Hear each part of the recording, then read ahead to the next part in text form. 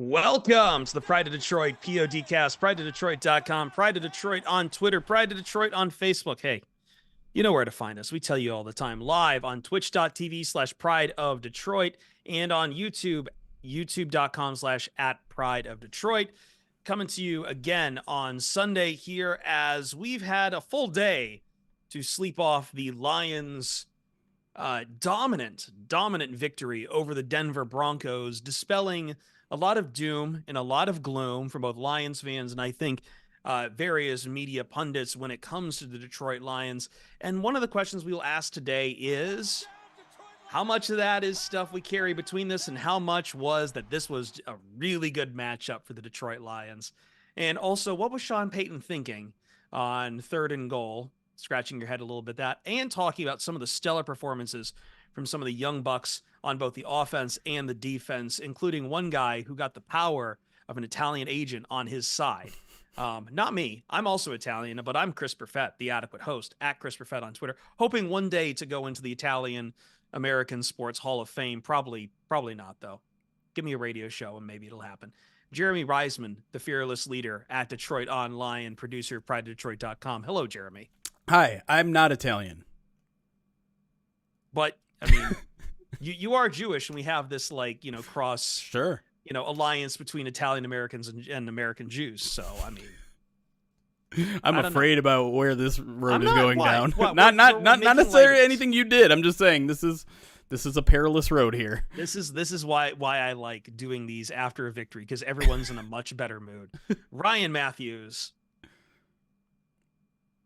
At Ryan_POD. I know my intros and live reads have been off the charts lately, Ryan. So how would you grade that? B+. Thank you. You're welcome. I am a B+ student. It's a great spot to be in. It is. You can do a lot worse in life. I don't know how the Broncos could have done much worse on Saturday, though, against the Detroit Lions. 40 A-. A- segue.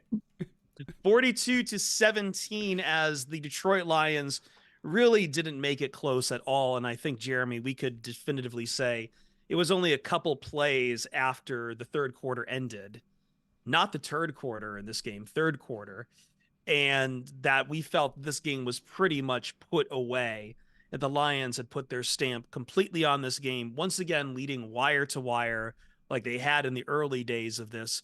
But this is a fascinating game because we come off so much doom and so much gloom after the loss to the Chicago Bears. The Lions just get done with a terrible 3-game stretch of 3 divisional games, losing 2 of them to opponents with defenses that are on the come, to young mobile quarterbacks, divisional opponents that have been hungry, that have kind of, you see them twice a year. They're tough to deal with versus the Denver Broncos, who, I mean, they were also in a good spot. They had just won. I mean, they had just won what? 6 of their last 7. 6 of their last 7. They were on the 3rd of 3 road games, though, which is a little tough for them. But I don't think we saw this team dominating this severely. But from the jump, it looked like the Lions we had seen early in the season and how well oiled the offense ran. Jared Goff was mostly untouched in this game. He got 2 sacks, but nothing that really stalled out drives or any of the turnovers we had seen in past games from Jared Goff and this offense. Amon-Ra St. Brown bounces back with a 112-yard game. Jahmyr Gibbs over 100 yards rushing. David Montgomery another 85. And on the defense, we're seeing safety blitzes from a Fatu Melifonwu that really put some spark into the defensive pass rush. So with all this on the table, I am curious what you take away from this game, Jeremy, because there's a lot of storylines we can go with. There's a lot of stuff that this was a feel-good game to come back home to Detroit to see the Lions play. I'm not going to sugarcoat this, guys, and maybe this is me just like chugging or putting an IV of Kool-Aid into my veins here, but this is exactly what I needed to see to confirm to me that this team is a contender. That's all I needed. I needed to be entirely sure that what we saw in the first 6 weeks of the season was real. Because, listen, they were tail spinning in a way, and I mostly said, we'd said for weeks, teams go through some of these things, and some teams pull out of it, some teams don't. But we had gotten to a point where it was starting to get a little frustrating.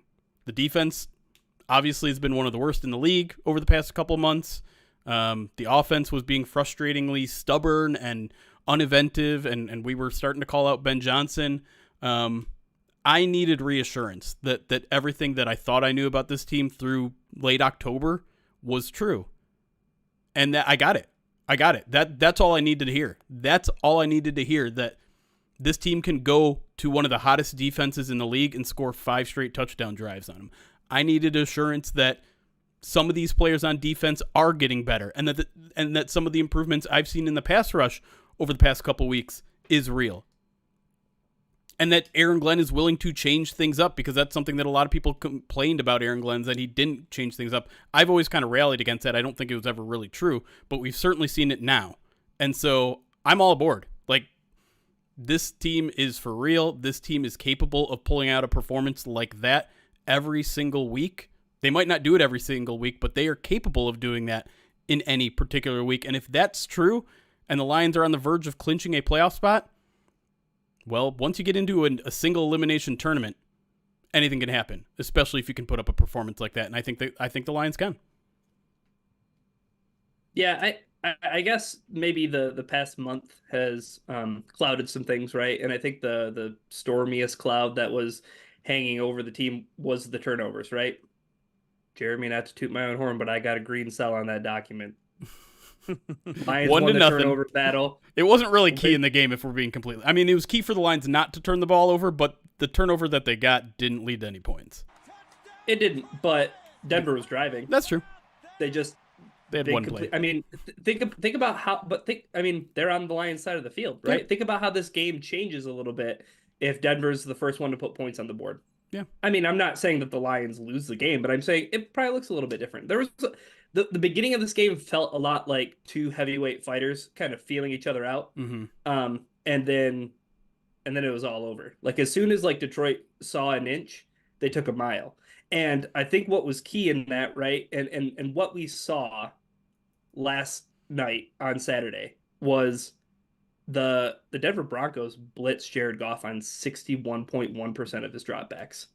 He was 14 of 21 for 178 yards and threw 4 touchdowns when the Denver Broncos blitzed him. Now, I'm going to love to peel back the tape and see these blitzes, how the Lions were able to respond to it. But I think a big key cog in this Lions offense, right, is the dudes up front. Yep. And they had everybody up front. I still don't think Taylor Decker is 100%. I don't think he's 90%. I don't even think he's 80%. But that guy deserves a hell of a lot of credit. I mean, we learned some things about Frank Ragnow, sure, and the things that these guys are playing through it, yeah, right? And they showed up last night, and that was awesome to see. This team will go as far as those guys up front can protect Jared Goff, because if they can protect Jared Goff, look what happened last night, right? Yep. That's been the biggest concern over the past month, is have teams figure it out with Goff. Is it just, we're going to throw the kitchen sink at you and we're going to make you make decisions really fast? I don't think that there was much to last night as I'm watching that football game that said Jared Goff looks uncomfortable. Jared Goff did not look uncomfortable last night. Maybe early on, right? In the parts where, again, I thought these two teams were kind of feeling each other out. But as soon as the Lions saw an inch, they took a mile, and that was super reassuring. So I guess the biggest concern that I had, Chris, coming into this game, assuaged in the perfect way.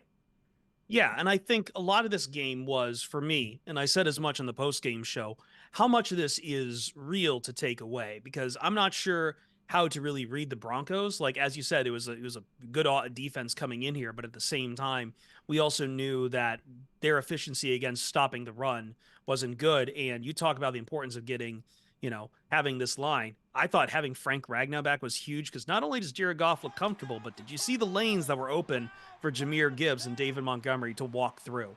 And the run blocking was once again on the top of its game, as Gibbs, averaging over 9 yards a carry in this game, just getting right back to what the Lions wanted to do. But I think what was most reassuring to me, the one thing that I had worried about with the Lions in the past 3 games was, and this is one you can take away and say, even if you are a doomer out there and you don't, and you look at the past 3 games and you can't shake it off, take this into consideration. The Lions did not do any of the self-inflicted wounds that they had been taking over the past. And if you want to extend it further, and if you want to include the Saints game in there, and if you want to include, I don't know, a bit of the Chargers game, but I don't even think they had many mistakes in there. They just couldn't stop them. That's a shootout. So if you want to take anything away from it, the penalties were way down. The only real penalty was that ticky-tack DPI call. And I know, Jeremy, we've talked at length about how spot fouls should not be something in the game. Jared Goff is, as you say, Ryan, he's got out of his mind. He's not making the same mental mistakes that he's really making. He was comfortable again, and he wasn't turning the ball over or spotting the ball on a pick to anyone. Those 2 factors, I thought, were the most important out of this game. This is the Lions back to their identity, and it's exactly what I think we talked about, Jeremy, that the Lions needed a loss at some point that was going to serve as a wake-up call on how sloppy some of the things have gotten. Now, the defense is something I'm still figuring out, because there was some new stuff there. We had been talking for a while about this defense improving, but I don't think I saw that Ifeatu Melifonwu would have been a game ball candidate for how much he was being used on the safety blitz, a sack, a tackle for loss, 2 quarterback hits, 2 passes deflected, as he's probably your defensive MVP of the night. Yeah, I want to go back to the offense really quick, and then we'll get to Iffy and some other standouts maybe in the second segment here too. But I just want to underscore how important the offensive line is to how everything does. And I know we just talked about it a bunch, but to me, that is what's going to propel them beyond this game. Because you look at their next 2 opponents, right? Minnesota, Dallas, and then Minnesota again. Those are teams. And by the way, that Ryan, go ahead. Sorry, Ryan, I just wanted to jump in because I had this point earlier. I completely almost forgot about it. Ryan mentioned how much the Broncos blitz, 61% on Yes. Jared Goff's drop back. I'm getting to that point. Yes. Okay. Yes. I will shut up and I will let you finish the Yeah. point. I apologize. No, it's fine. Minnesota is a team that sends very exotic blitzes, very much like the Broncos do, whether it's from your linebackers, whether it's from your corners, your safeties. Now, Minnesota's a lot better at it. Broncos pressure rate overall, not very good for the year. Minnesota's much better. But to see the Lions essentially have every single answer for every single Broncos blitz was impressive. Wildly impressive. It felt like, and here's the crazy thing about it, like that offensive line has not played together that much this year. Almost none. It's like 3 games. And to see them just pass guys off to each other, the running backs were doing a relatively good job in pass protection as well. If they're able to do that against Denver, it gives me so much more confidence against a Vikings defense that is dynamic, that is very, very good, particularly with their pass rush. Again, it's going to be a more difficult challenge, and then when you get to Dallas, the Lions have not faced anyone as good as Micah Parsons, maybe Max Crosby, and Max Crosby created a fair amount of havoc against the Lions back in that Monday night contest. So to me, the offensive line playing as well as they did, not coming out of the game injured, that is so huge, not just for confidence, but for the specific matchups that are coming.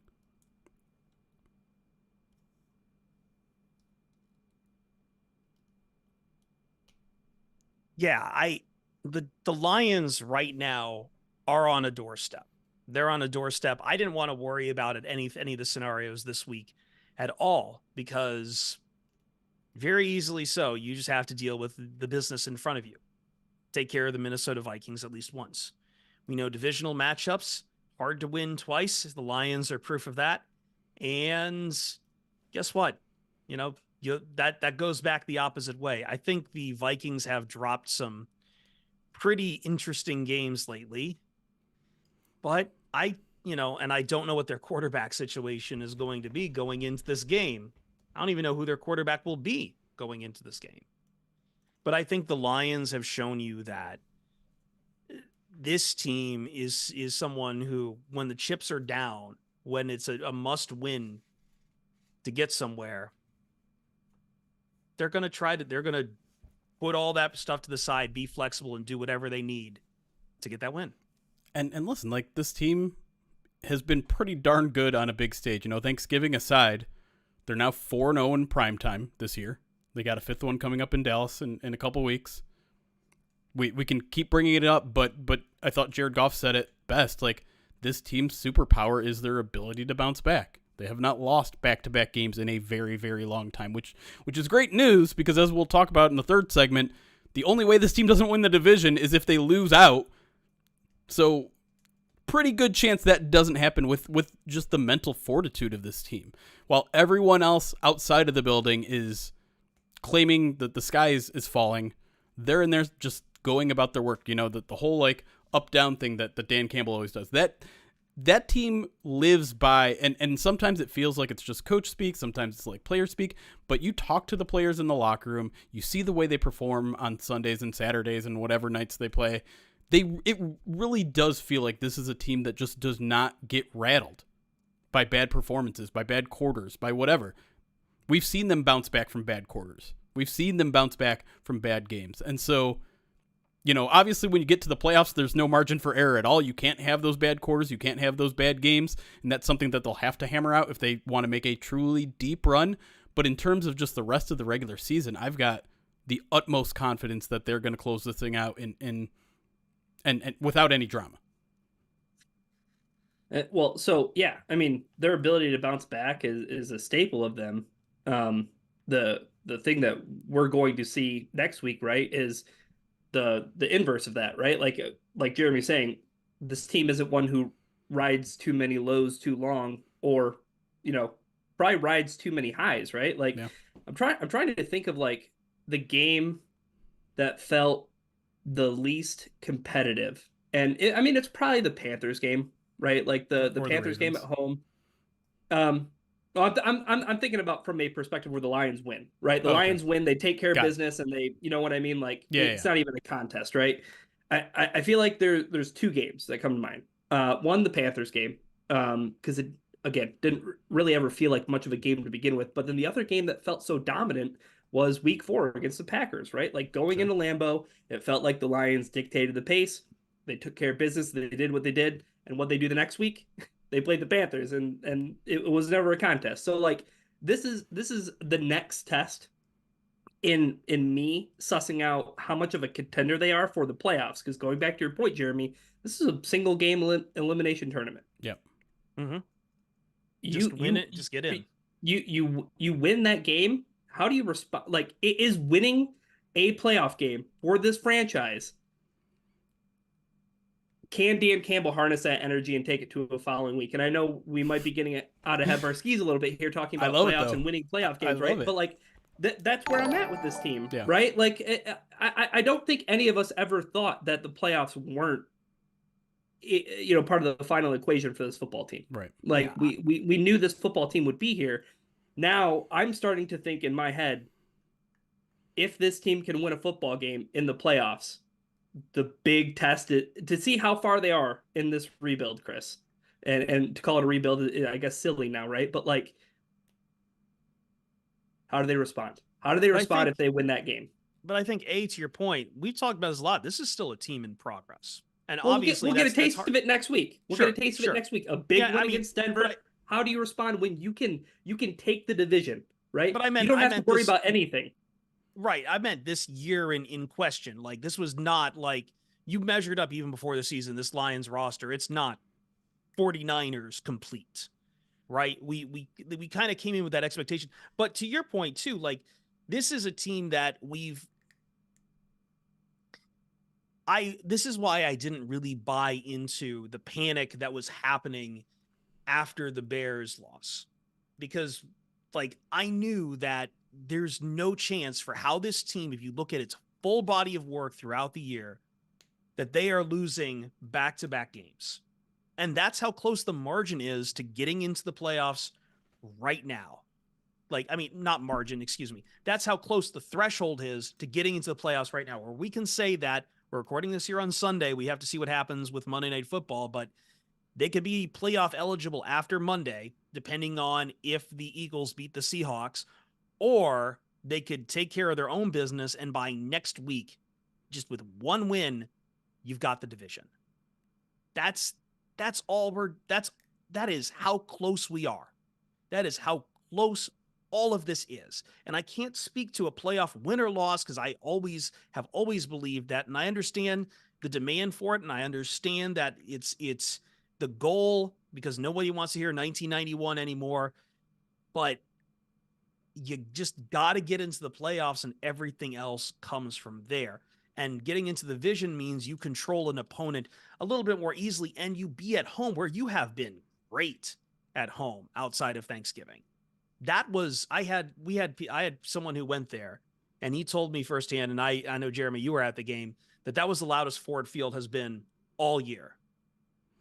Well, yeah, because it was their most dominant performance all year. Yeah. Like it, and you know, they got off to a slow start, and everyone was starting to be worried. I think the Seahawks immediately hit on a 40-yard play, but yeah, once the line started rolling, it was just like there was so much to cheer for every single time the defense took the field, every time the offense took the field. And so when you put up performances like that, people are starting to feel good, especially if it's a Saturday night. People are lubed up a little bit. And so, yeah, I think that was the medicine that Detroit needed for this team. And I can only imagine it's going to continue to grow as we get into the Lions' home season finale in Week 18 and then probably a home playoff game. We've got some more medicine for you. You know what also the Lions have been taking to help them grow? Righteous Felon Craft Jerky and Meat Sticks. It is the meat that fuels your Detroit Lions, because Righteous Felon Jerky and Meat Sticks are available to Lions players at the training facilities at Allen Park. Each 2-ounce bag of jerky has 16 to 20 grams of protein, and each stick has 8 grams. That's a lot of protein, but it's enough to take on a quick drive from Allen Park to Ford Field, because trust me, if it's good enough for the Lions, it's going to be good enough for you too.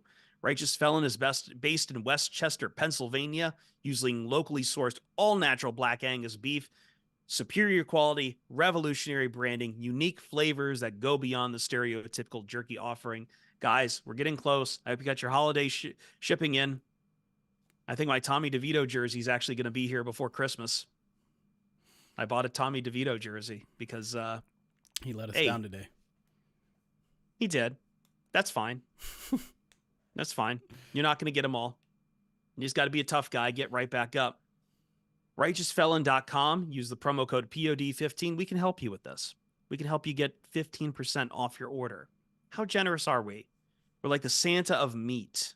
A meat Santa, right, Ryan? I don't know what that is. POD15 at RighteousFelon.com. When we come back on the Pride of Detroit POD cast, this was a fun game to break down some performances from some players here. So we're going to get into them. Ifeatu Melifonwu, Jahmyr Gibbs, Jameson Williams. There's a lot to talk about, and there's a lot of fun stuff to break down next on the Pride of Detroit POD cast.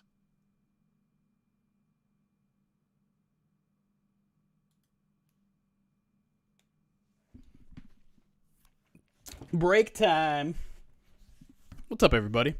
We got 450 people watching us right now. Y'all are feeling it tonight, huh? I feel like we were down to like the 200s during that slump. Oh no, I saw the crowd that showed up, and I think we had 300 people damn near midnight last night. Y'all are feeling good. You guys want Y'all this. You guys want to come in and party after a win, huh? Listen, I'm down. I was feeling good from the minute I stepped onto Ford Field's grounds. And I think part of that was because the Vikings lost, and that was fantastic because they probably had no business losing that game. But at the same time, they also got bailed out by an offsides on a pick six that should have been. After they could not QB sneak twice in overtime, Jeremy, I strongly disagree with your statement that they didn't deserve to lose that game. Well, if you can't get that is exactly my point, though. I feel like if you ran that, like if the Vikings ran 2 back-to-back QB sneaks in a row for 1 yard, 99 other times, they probably convert 98 of them. It depends if Brandon Powell, Lions legend, is the one that you're putting in charge of pushing Nick Mullins Ooh. forward. Is he a dark agent? Is he on our side? If you watch the replay, he's actually holding him back. Nick Mullins turned sideways because of the way that Brandon Powell pushed the hip. It was deliberate. I knew it. Love that guy. Shout out Brandon Powell. Today Speaking has of gone other very special well. teams players, though, shout out Khalif Raymond for doing one of my favorite things to see in football on special teams: the fake out fair catch that fooled every Broncos player on that punt. Oh, I thought is that the one that got the brawl almost going? No. He's on the one that bounced into the end zone, not the one where he got destroyed. Right. Oh, okay. He got up and he was ready to go. Yeah. I was should be. There was also, I don't know why this has suddenly turned into a special teams kick, but like Bengals Vikings, that play too. No, which one is that? Remember at the end of regulation when the Vikings player got pushed? The Vikings player pushed the Bengals player into the returner and messed him up. Like that returner was down for a minute. He was down. It was a smart play. It almost won them the football. I think the kicker, the punter was down too or something. I don't. Not in that game. I was going to talk about the punter being down today. In Washington? Trust Way? Yeah, he fell on the ball because it was the snap literally rolled to him. And then he essentially got speared when he had already given up on the play, and I don't know why that wasn't a penalty. It kind of felt like it should have been a penalty. It's like all you need to do is touch the punter. He gave himself up, like you said, right? Yeah. But he clearly, I mean, he's a punter, right? Yeah, it's tough. He had a big man land on him. Right. I feel like it's a little bit tough from a defensive standpoint because there's a loose ball, you want to dive for it, and a body got in your way. But at the same time, if we're doing all these things to protect a quarterback, a punter is a far more feeble player out there. Say that to what's his face? No. Who's the one that got rocked by Sean Taylor in the Pro Bowl? I don't remember. That was amazing. Oh, God. Well, I don't know how well the Cowboys protected Dak Prescott today because he took some hellish hits. Yeah, dude. You know what that game made me think of is how after that Bears game, Jeremy was pretty adamant about putting it out there and being like, dude, Lions look soft right now. They look soft up front. They're not really pushing offense, defense. The Buffalo Bills just bullied the hell out of the Cowboys for 4 quarters. How do the Cowboys... I hate that we're playing this game in Dallas. Because how do the Cowboys look that bad away from their home stadium? Listen, they haven't played anybody. That's the excuse that people were using before with Dallas. Yeah, they ain't played nobody. But Jeremy's saying that the Eagles aren't anybody, and I like that. Not scared of anybody. The Eagles are kind of on that downward streak, too. 49ers. Who's scared of the Eagles right now with the way they're playing football? With their new defensive coordinator. What a weird situation, because Desai is still listed as the defensive coordinator, but he's been moved to the booth, and Patricia is going to call plays to the green dot. Yeah, I mean it's like an Anthony Lynn situation here in year one, right? Ben Johnson was the de facto play caller, or I guess it was Dan Campbell, but yeah, I just don't know who the Eagles are trying to fool at this point. They're trying to make a shakeup to improve, and it kind of worked for the Bills, but when your shakeup is promoting Matt Patricia, I think you're probably barking up the wrong tree. So what Jeremy's saying, use 9/11 to your advantage. Don't try to use Matt Patricia. They're not of the same motivating. Matt Patricia had the greatest play call. You're trying to get me in trouble, history, Ryan. And I almost fell for it. By the way, I almost said something, and I'm like, you better not actually say that. Speaking of Schadenfreude, I'm sorry. Can I real quick tinfoil hat? Is it a coincidence that Darius Slay decided to get his knee scoped and he's going to be out a week? I was wondering that same thing. There's no chance. It's a hilarious coincidence, but it has to be a coincidence, right? It can't be Darius Slay. Maybe Darius Slay was the overriding vote.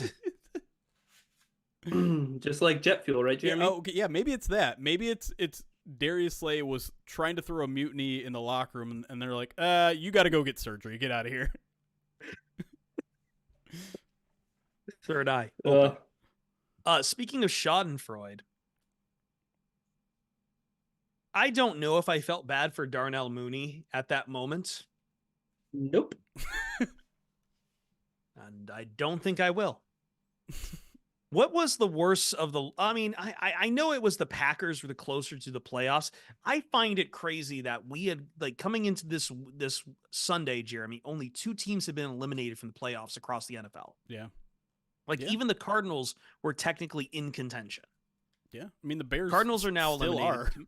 No, Cardinals are eliminated. Bears, Commanders were eliminated. Oh, Bears, yes. Bears are still up there, but what was more of the gut punch losses for those teams? Was it Packers or was it Bears? I think listen, the Bears, they were like single digit chances to making the playoffs. Sure. Granted, like a lot went their way, and so if they would have won, like they'd probably be in like the 20s or something, but I think the Bears are just in this limbo right now that I don't know what direction they're going to go in. I don't know if they're going to blow things up. I don't know if they're going to draft a quarterback. I don't know if they're going to keep Justin Fields. Like, and each week it seems to like waver that, oh yeah, like the Bears are starting to turn a corner here. It's Eberflus time. They're going to run with Justin Fields. Maybe they trade down the Panthers pick and get more draft loot again. And it's a crazy situation to be in. Like, and they were controlling that game against the Browns today.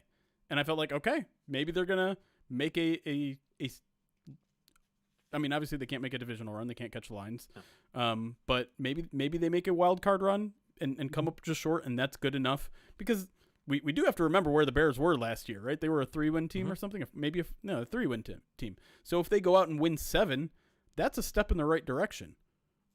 I think some Bears fans deluded themselves into thinking they could be a divisional competitor. Oh, Bears fans deluding themselves. Doesn't that happen? I feel like that happens every year, though. Don't you just feel like they're a Bears fan? Like, there's always a strong and vocal contingent of Bears fans who are always like, 10 wins isn't off the table. You can just say Adam Rank. It's fine. You can say Adam Rank's name. Okay, yeah. No, but like everyone in Chicago was doing this, right? Like everyone started like before this season predicting they would get a division win, a division crown out of this season.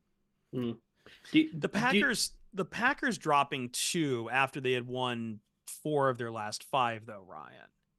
Yeah.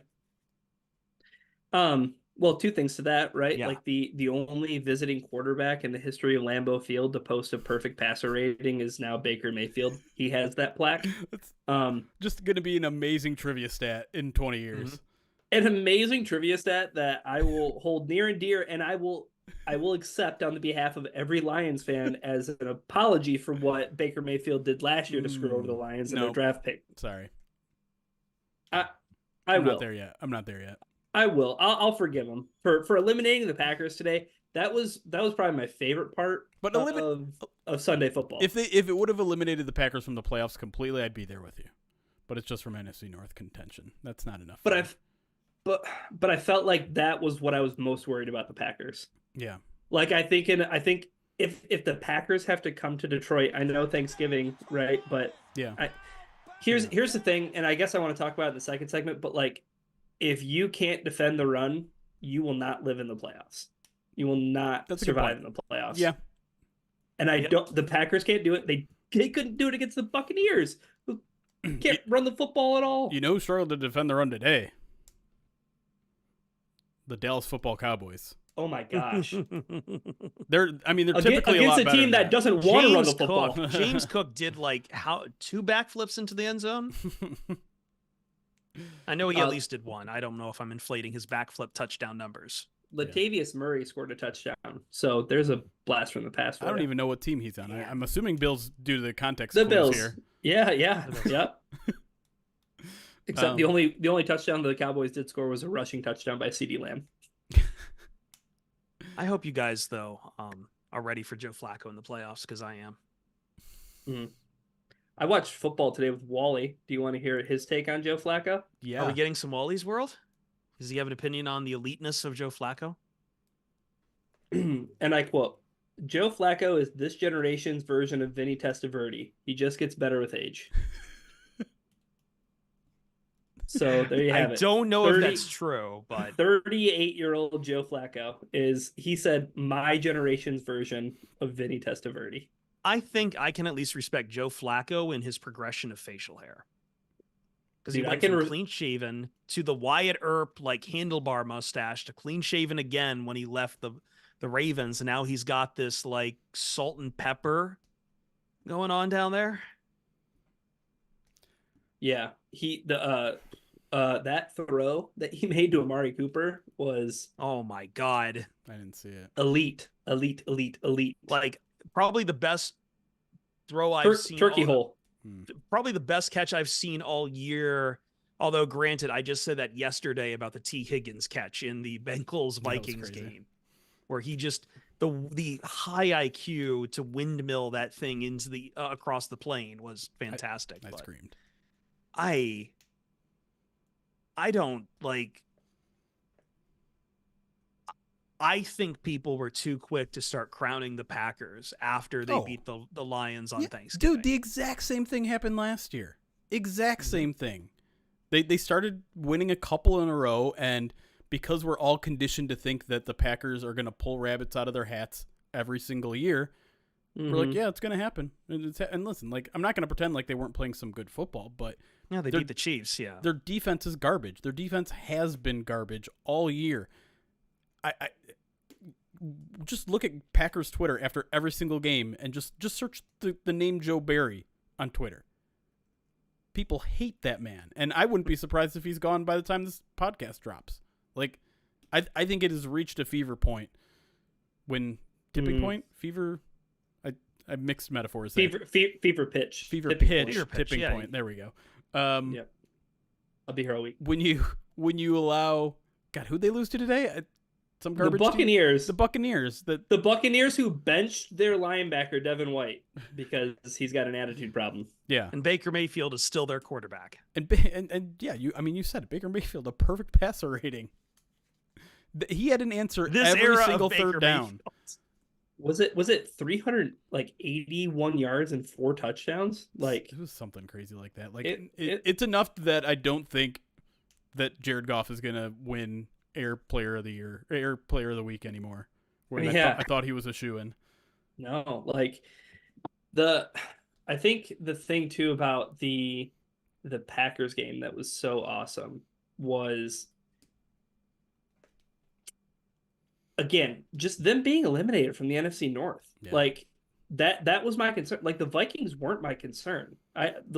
The Lions were going to split with the Vikings, especially after they lost earlier on the Saturday to the Bengals. It was like, okay, Lions are going to split with them. They can't catch them. The only people who can are the Packers, and their schedule was so favorable down the stretch, right? Like, I mean, like they still have a chance to make the playoffs. Yeah. Panthers, Vikings, Bears. Although, granted, 2 of those are on the road, but but one of them is the Panthers, right? One of those roadies. Excuse you, that is the Panthers that got a win today. The 1-game winning streak, Carolina Panthers. Yeah, the 1-game winning streak, the 9-7 victor Carolina Panthers. Arthur Smith is a terrorist, and Desmond Ritter's stat line is nearly identical to Bryce Young. So I'm just saying, like, I know how bad it is for the Panthers right now. I am saying, even though they have 4 more wins, the Falcons are one of the worst teams I have seen in the National Football League this year. Yes, Ryan. Do you remember when the Falcons team site put out a statement that said they weren't going to pursue Lamar Jackson? And it's a gift that keeps on giving, man. Gift that keeps on giving. And they decided to stay in bed with Desmond Ridder. Is he the starting quarterback now? Like, I feel like it changes every week. No, like I feel like he's had it for a while from Heineke. But didn't they benched him like 2 games after the Lions game, right? That happened. And they went to Heineke, I think, for a week or 2, and then it was back to Ridder. The Falcons deserve everything that they're getting right now. Yeah. They deserve everything that they're getting right now. Yeah, and they did Matt Ryan dirty, right? I think 28-3, and they were one of the teams that went for Deshaun Watson. Deshaun Watson, right? Right, but Lamar Jackson is different. He's a step too far. doesn't stay healthy enough to stay on the field, I which is just different don't than being understand. Like, suspended off the field. I don't know. I, Either way, that formula comes out to I need to find myself an NFC South team that I hate. Well, I guess Chris hates an AFC South team. Mm-hmm. You hate an NFC South team.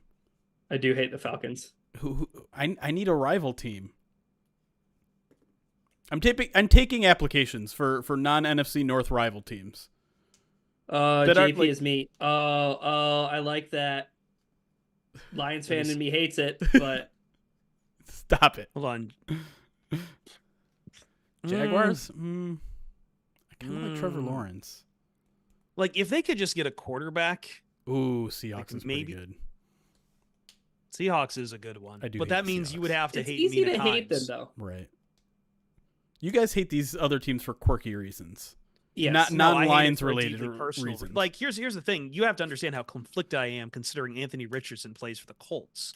And I nearly at several times this year buried my hatchet with them, considering that those Colts bloggers haven't said a fucking thing to me in a while. But still, I'm going to keep holding this grudge.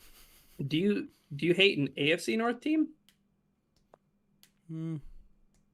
Hate the Ravens. No. Pick a fight with Kyle. No, but again, like you hate Justin Turner. Tucker. And no. Tucker, but again, like it can't Justin Tucker. It can't be a Lions related thing. Cuz that's I know. It has to be something separate. It just has to be a weird irrational reason to hate a team. Completely irrational. I know. You hate Baker Mayfield. So wherever he goes, like you hate that team. Okay. That's a start. Because but again, that feels Lions related because that's the reason I hate Baker Mayfield. That's fair. That's true. I don't like the idea of Ben Johnson going to the Atlanta Falcons. I feel like that would be.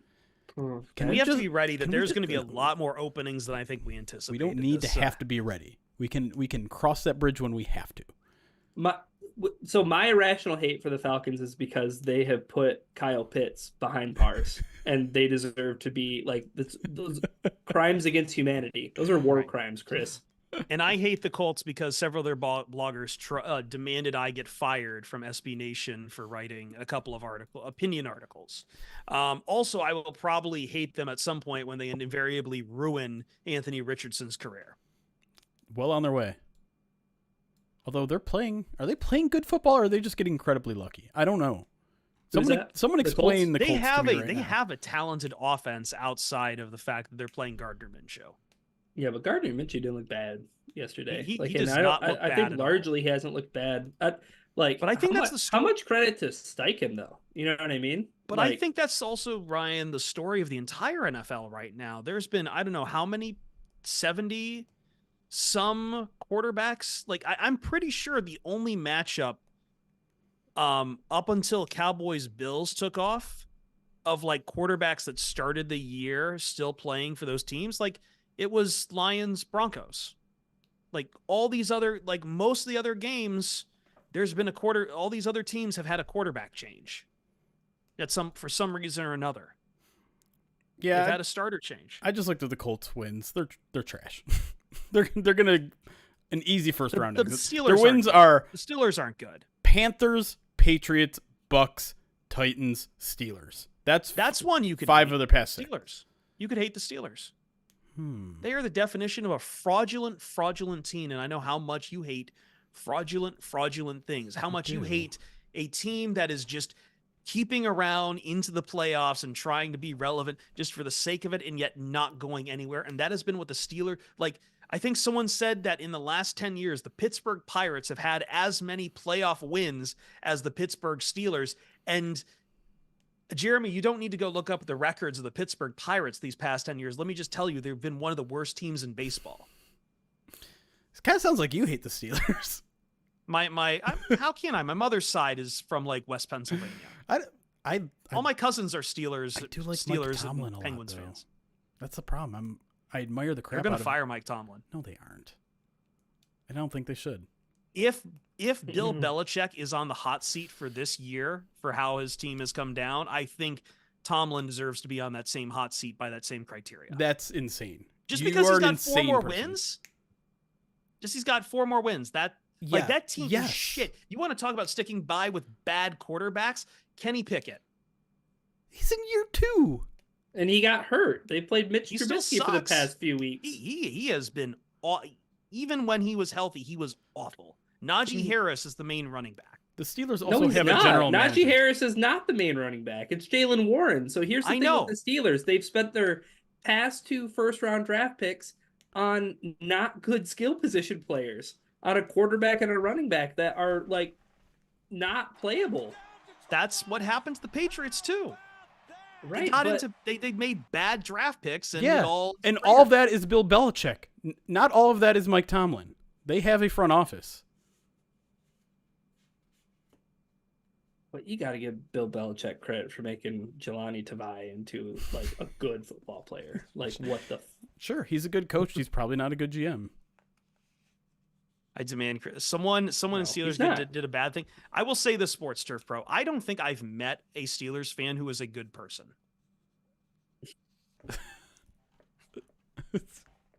All right, let me get to some of the alerts before we go off the rails. And then let's go in the second segment. All right, we'll do that. Get back to some Lions talk here in a second, but let me thank all the people here over on Twitch and some people over on YouTube as well. MGO Core kicks us off with a 32-month subscription to the channel, says, let's go Lions. Scotch Votery, 9 months subscribed to the channel. Twitch, real quick, baby. I checked our YouTube chat. There's a lot of people saying that Jeremy should hate the Rams. There's one big problem with that. Yeah, and I think most people know what that I think most people can guess what that problem is, considering how much Jeremy still roots for the Rams. I don't still root for the Rams. That's not true. One specific player in particular. I was not rooting for the Rams today. Okay. I have 2 team jerseys in the NFL, the Lions and the Rams. That's all you need to know. That's all you're going to say. Yeah, Detroit, thank you for the 52 months. 52 months. Subscribe to the channel. Toast, 6 months subscribe to the channel. Just says hi and then throws a pride kneecap in the chat. Appreciate you. Woodchuck Hunter, 300 bits, says, pretty sure that the Lions coaching staff tuned in to the last POD cast because all pertinent issues discussed were addressed.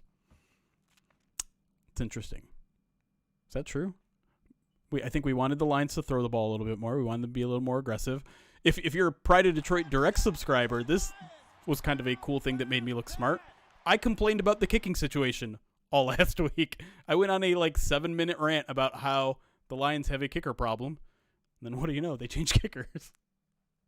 And then didn't really need him for this entire game, but yeah, also true. Didn't miss PATs at least. Are you proud of that? Kinda. I mean, I don't ever want to root for someone losing their job. And the main point wasn't that Riley Patterson is bad. Besides Matt Patricia. My point wasn't that Riley Patterson had been bad. It's just that clearly the coaching staff doesn't trust him. And that's a problem. Because you're going to need a kicker you can trust at some point. And that is something we're going to have to discuss down the line. I think the Lions have been very fortunate that their kicker has not had the game on their leg except for one 41-yard field goal. They haven't had to go down at the end of a half or at the end of the game to kick a 50-plus yard field goal, which doesn't happen a ton, but it could very well happen in the playoffs. And so that worry is always lingering in the back of my head, especially when it's a 10-0 game and you have a chance at a 53-yarder and you say, no, I'd rather go for it on 4th and 10, which is converted less than 10% of the time. You know what? I agree with Jeremy. And that's why I believe the Detroit Lions should draft a kicker in the 2024 NFL entry draft. See, you think that's trolling me, but I agree with you. No, yeah. I said it in the video. Day 3, draft a kicker. I don't care. I don't care about day 3 picks. I know Lions fans do, and you get your sweethearts that are steals. They should have gone in the 3rd round. No. Listen, if day 3 picks are special teamers, and what special teamer has more of an impact than a kicker? Go get a kicker. If Brad Holmes can make steals on day 3, imagine what kind of kicker he could steal on day 3. That's right. I think he should draft Jake Moody this year. I wouldn't have been mad. I mean, I didn't particularly like Jake Moody as much as a bunch of Lions fans that may have had ulterior motives with their fandom on Jake Moody. But yeah, I also concede in the video that drafting kickers in general has a horrible return rate. But so like especially drafting them high. Yeah, right. And do not do it on day 2. Do not do it I repeat, do not do that on day 2. But don't draft it. Don't use a second rounder like the Bucks did. This isn't the Tom Hansen era. I mean, the Jason Hansen era anymore. And yes, Rodrigo, yes, James Houston. Yeah, that happens every now and then. But James Mitchell, Jamar Jefferson, St. Brown, Chase Lucas, like they play a little bit, but are they more impactful than a full-time kicker? No. Jimmy Landis. Well, we're talking about now we've gotten picks. off That the doesn't reservation. Count. All right. Hot take, but Bob Quinn wasn't that bad at drafting. But go ahead. He wasn't bad at drafting offensive Listen, line. Jimmy Landis could snap a ball from the top of Baylor Stadium down into a bucket. That was impressive. I would say that he's I thought Bob Quinn probably like elite at drafting offensive linemen. Yeah, but he didn't do anything else. True. Okay, we're clear. By the way, that 300-bit donation from Woodchuck Hunter triggered a donation from Twitch, which is something they're doing right now. They're tacking on like 10%. In this case, 20%. So Twitch donated 60 bits as we added 30 bits to Woodchuck Hunter's cheer. And then another 30 extra. So thank you, Woodchuck Hunter. Thank you, Twitch. I know you're not actually watching that, and that's just like a bot that did that, but it threw me off last night too. It threw me Mr. off Twitch, real bad. Thank you so much. Thank you, Twitch Esquire. Lantana, thank you for the 19-month subscribe to the channel. Says Lions on track, baby. Sam Lagoda is the man. Oh, we're gonna talk about him too. Don't you worry. Bill 22 GVSU Grand Valley fan in the chat. 7 months subscribed to the channel. Says it's been a beautiful 7 months. Love you guys. XOXO. Thank you, Bill. Appreciate the support, buddy. Jay Garcia. I did not know Jeff Garcia was a fan of the podcast. Or Jerry Garcia. Maybe it's one of his. Yeah. I don't know if you're a my Grateful favorite Dead ice fan. cream flavor. Cherry Garcia? 10 months subscribed to the channel. Good. I don't think I've ever had it. Thank you for the 10 months subscribe to the channel. Says winning season. I'll take it. Go Lions. Robin Actually, Dyka. that's a lie. My favorite is fish food. Oh yeah, that makes more sense because it's chocolatey. So good. Robin Marshmallows. Dyke, 19 months subscribe to the channel. Says one more win, baby. Let's go. Eric Baker, thank you for subscribing on YouTube. Marzen, thank you for the first time subscription over here on Twitch using that Twitch Prime. Thank you so much. Arnick, 35 months subscribed to the channel. Says all I want to say is cue Elmo Fire GIF. Go Loins. Sure. No one likes Ohio. Half baked is good too. Also a first time subscriber. This time using a regular sub, a tier 1 sub. Thank you, No One Likes Ohio. And I agree with your screen name. JB4467, 9 months subscribed to the channel. Says love you boys. Hey, love you. That's why we had the Twitch baby together. Guy Utah, 25 months subscribed to the channel. Says go Loins. Kick Puncher, 5 months subscribed to the channel. Says that's 10. Bring out your whoever's on the $10 bill. I should probably know that. Hamilton.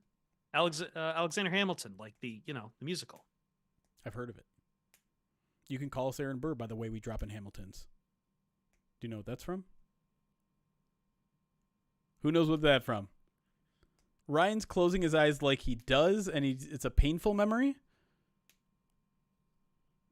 Or... Yeah, of course Harry knows. Yeah, I'm not going to look at chat, but I'm getting big Chris Parnell vibes from it. You're damn right. Is it lazy? Yeah, it's lazy Sunday. It's lazy yeah, that's Sunday. what I thought. Yeah. Okay. Yeah. Man. Ooh, boy, did I watch that on the first iterations of YouTube a lot. Listen, that was a very impactful moment in my early going career because then like creating sketch comedy on your handheld camera became a thing that you did at my age. And I sure did a lot of it with our good friend Harry, who's in the chat.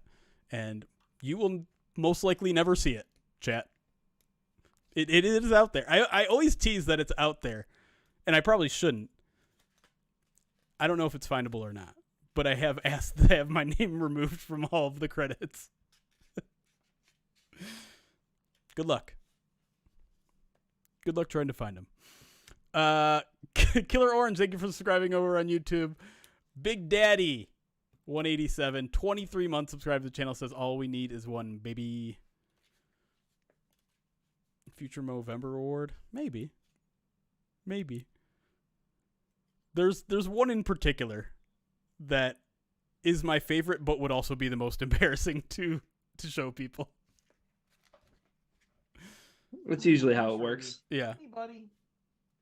You guys want Ruby? You also had JP. You also had a sketch comedy phase. Yeah, I think most people around my age, I'm 37, had something like that.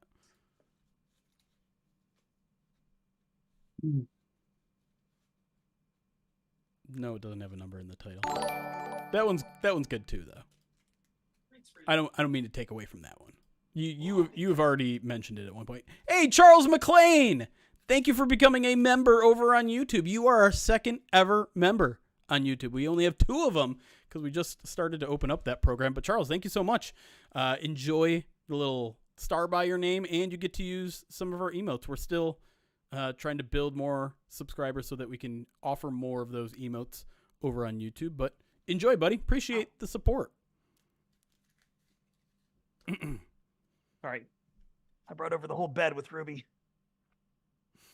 Ooh, that's a good question. What's your earliest Lions memory? I'm bad with these kind of early memory questions because I don't have a sense of like chronologically where they lined up. But one of the ones that I remember, and I'm sure you guys, or at least some of the older people in our chat, might remember what game it was. But it was a Thanksgiving game that we left early because I think like it was just a long running game and we wanted to get home to dinner with our whole family. And on the way home, the Lions allowed a kick return touchdown in overtime. Ooh. I think it was against the Packers. But I specifically remember hearing that on the radio on the drive home. Like, we were racing to see, like, we were like, oh my God, it's overtime. We got to get home to see it. We didn't make it. Rams? Was it Rams? That sounds kind of familiar too. But, like, I have no idea what year that was. I remember the first time I watched it, it was a playoff game, but I want to say it was in the Silver Dome, but I cannot tell you what year it was. I just remember it being on TV. Yeah, mine is Thanksgiving, 97. They played the Bears. Mm-hmm. It was a blowout. Lions won big. They put up like 50 something. But Barry had a huge game. So that was like my first memory of Lions football. What was your first game that you ever went to? I have no idea. I had season tickets as a kid, so there wasn't like a, oh my God, this is my first game kind of thing. It was like a thing. Definitely wasn't. I'm Googling it and I see that 1980 comes up, and I was born in 86, so it definitely wasn't that. I'm going to be honest. I did not go to any Lions game. I've gone to 2 Lions games in my life. 2. I've been there with you on one of them. I know. No, actually, no, that's 3. So I should have said 2 home games, 3 total. 3 Lions games total, and I am undefeated. Hey. Lions are undefeated when I attend. Been to 2 at Ford Field. I was there at 2014. My dad, it was on my birthday against the Packers. And my dad got us lower bowl tickets, which were fantastic. Absolutely fantastic gift, especially since the Lions led wire to wire. 2015, I went for Thanksgiving, and that's where we laid a 50 burger on the Philadelphia Eagles and Mark Sanchez. Mm-hmm. And I think me, Alex, and Jerry Mallory all went to that game, and we sat in different sections, and we all came out and said, hey, yeah, there was a fight with Eagles fans in each of our sections. And then Chargers Lions. Fights I've seen longer for Lions, and I just never went to games. Yeah. Man, fights were just like an every week thing at the Silverdome. I can so vividly remember it's just like the middle of the third quarter. There's a lull in the game, and suddenly just everyone is standing up. I'm like, why is everyone standing up? Oh, because they're all looking in this direction where there's a fight happening. And I felt like it happened literally every week. I don't think I've ever seen it happen at Ford Field. Can I tell you something I realized the other day? Today. This is about fans at games. I'm thinking the generation shift. I finally noticed it this week. I know I had seen a study a couple weeks ago about how Zoomers aren't becoming sports fans, and Gen Alpha probably even less so. And they were talking about kind of the future of sports media if you don't have that many tuning in. But like, there's a huge spike. Millennials, there's more sports fans among millennials than there are among Gen X. But the drop off from millennial to Zoomer is pretty harsh. But I watched the Browns game today, and I saw people taking their Browns fans without their shirts in Northern Ohio in the middle of December. It's warm up here right now, buddy. Now, in past years, they would look a lot older, and I'd be like, yeah, that's, that guy's got a high tolerance and a lifetime of drinking. These were older millennials, drunk off their ass without their shirts on at a professional football game. And I felt proud of my generation taking up the mantle. You're throwing all these generational terms, and I'll be honest, I don't know what any of them mean. I don't know what a Zoomer is compared to a Gen X. I don't know what direction we're going with most of those terms. I feel like most of these are just arbitrary ways that we can hate generations for no reason. Oh, absolutely. But whatever. I will say, like, and here's the thing. I don't know if this is real or not, or just like fake content, but the sports like reaction videos that I sometimes scroll by on TikTok and Instagram, where it's like my reaction to watching highlights of my favorite team's game. I'm like, you didn't watch the game? You're just sitting here watching the YouTube 7-minute highlight clips of your game. How artificial those have become. It's just awful. If that's real, it makes me stupid mad. And it has no reason to make me mad because you can consume sports in whatever way you want. But if that's the way that there are some people consuming football of their favorite teams because they don't want to sit for 3 hours, they just want to watch a 7-minute YouTube clip, I am enraged. We found it. It took a while for us to get here. Jeremy, you don't hate a team. You hate fans. No. Well, I think we've always known that about him. Twitch chat. No. They understand that. How dare you? You're trying to create this divide. Dictator. No. All right. We should get back to it. We said we were going to get back to it. Let's talk some Lions football, y'all. I've been holding all of it. I'm glad we could get this out because we actually, for once, sometimes the breaks we keep talking Lions. This time we actually got off the reservation and we've saved all our good Lions stuff.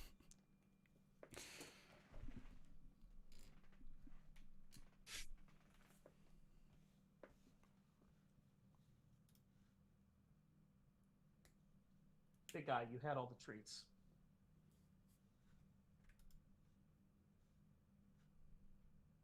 I'll do wheel in the second segment. Chat.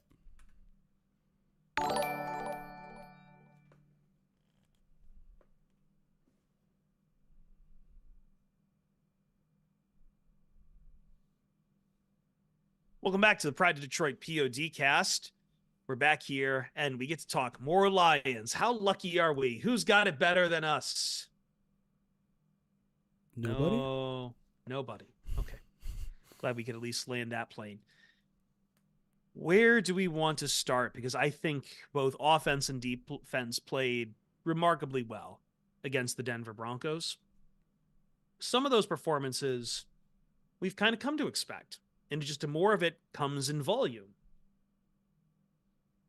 But I feel like I want to start with a Fatou Melifonwu, a guy who has, Jeremy, at times, I think, shown some flashes here and there, but but I think that was kind of the most important thing that changed between the Bears game and the Broncos game was the shakeup among the Lions DBs. Jerry Jacobs, I believe, oh man, I am forgetting the snap count off the top of my head right now, but I do not believe he really had I think he was many meeting. mostly special teams. I don't know if he got any defensive snaps, but I don't think the point okay. being, he wasn't an impact person on Right. defense. He also left the game with an injury at the end. But yeah, Right. So Jerry Jacobs stock down. Tracy Walker stock's been going down a little bit there, but Melifonwu getting a lot of this playing time here, and I think I read it last segment.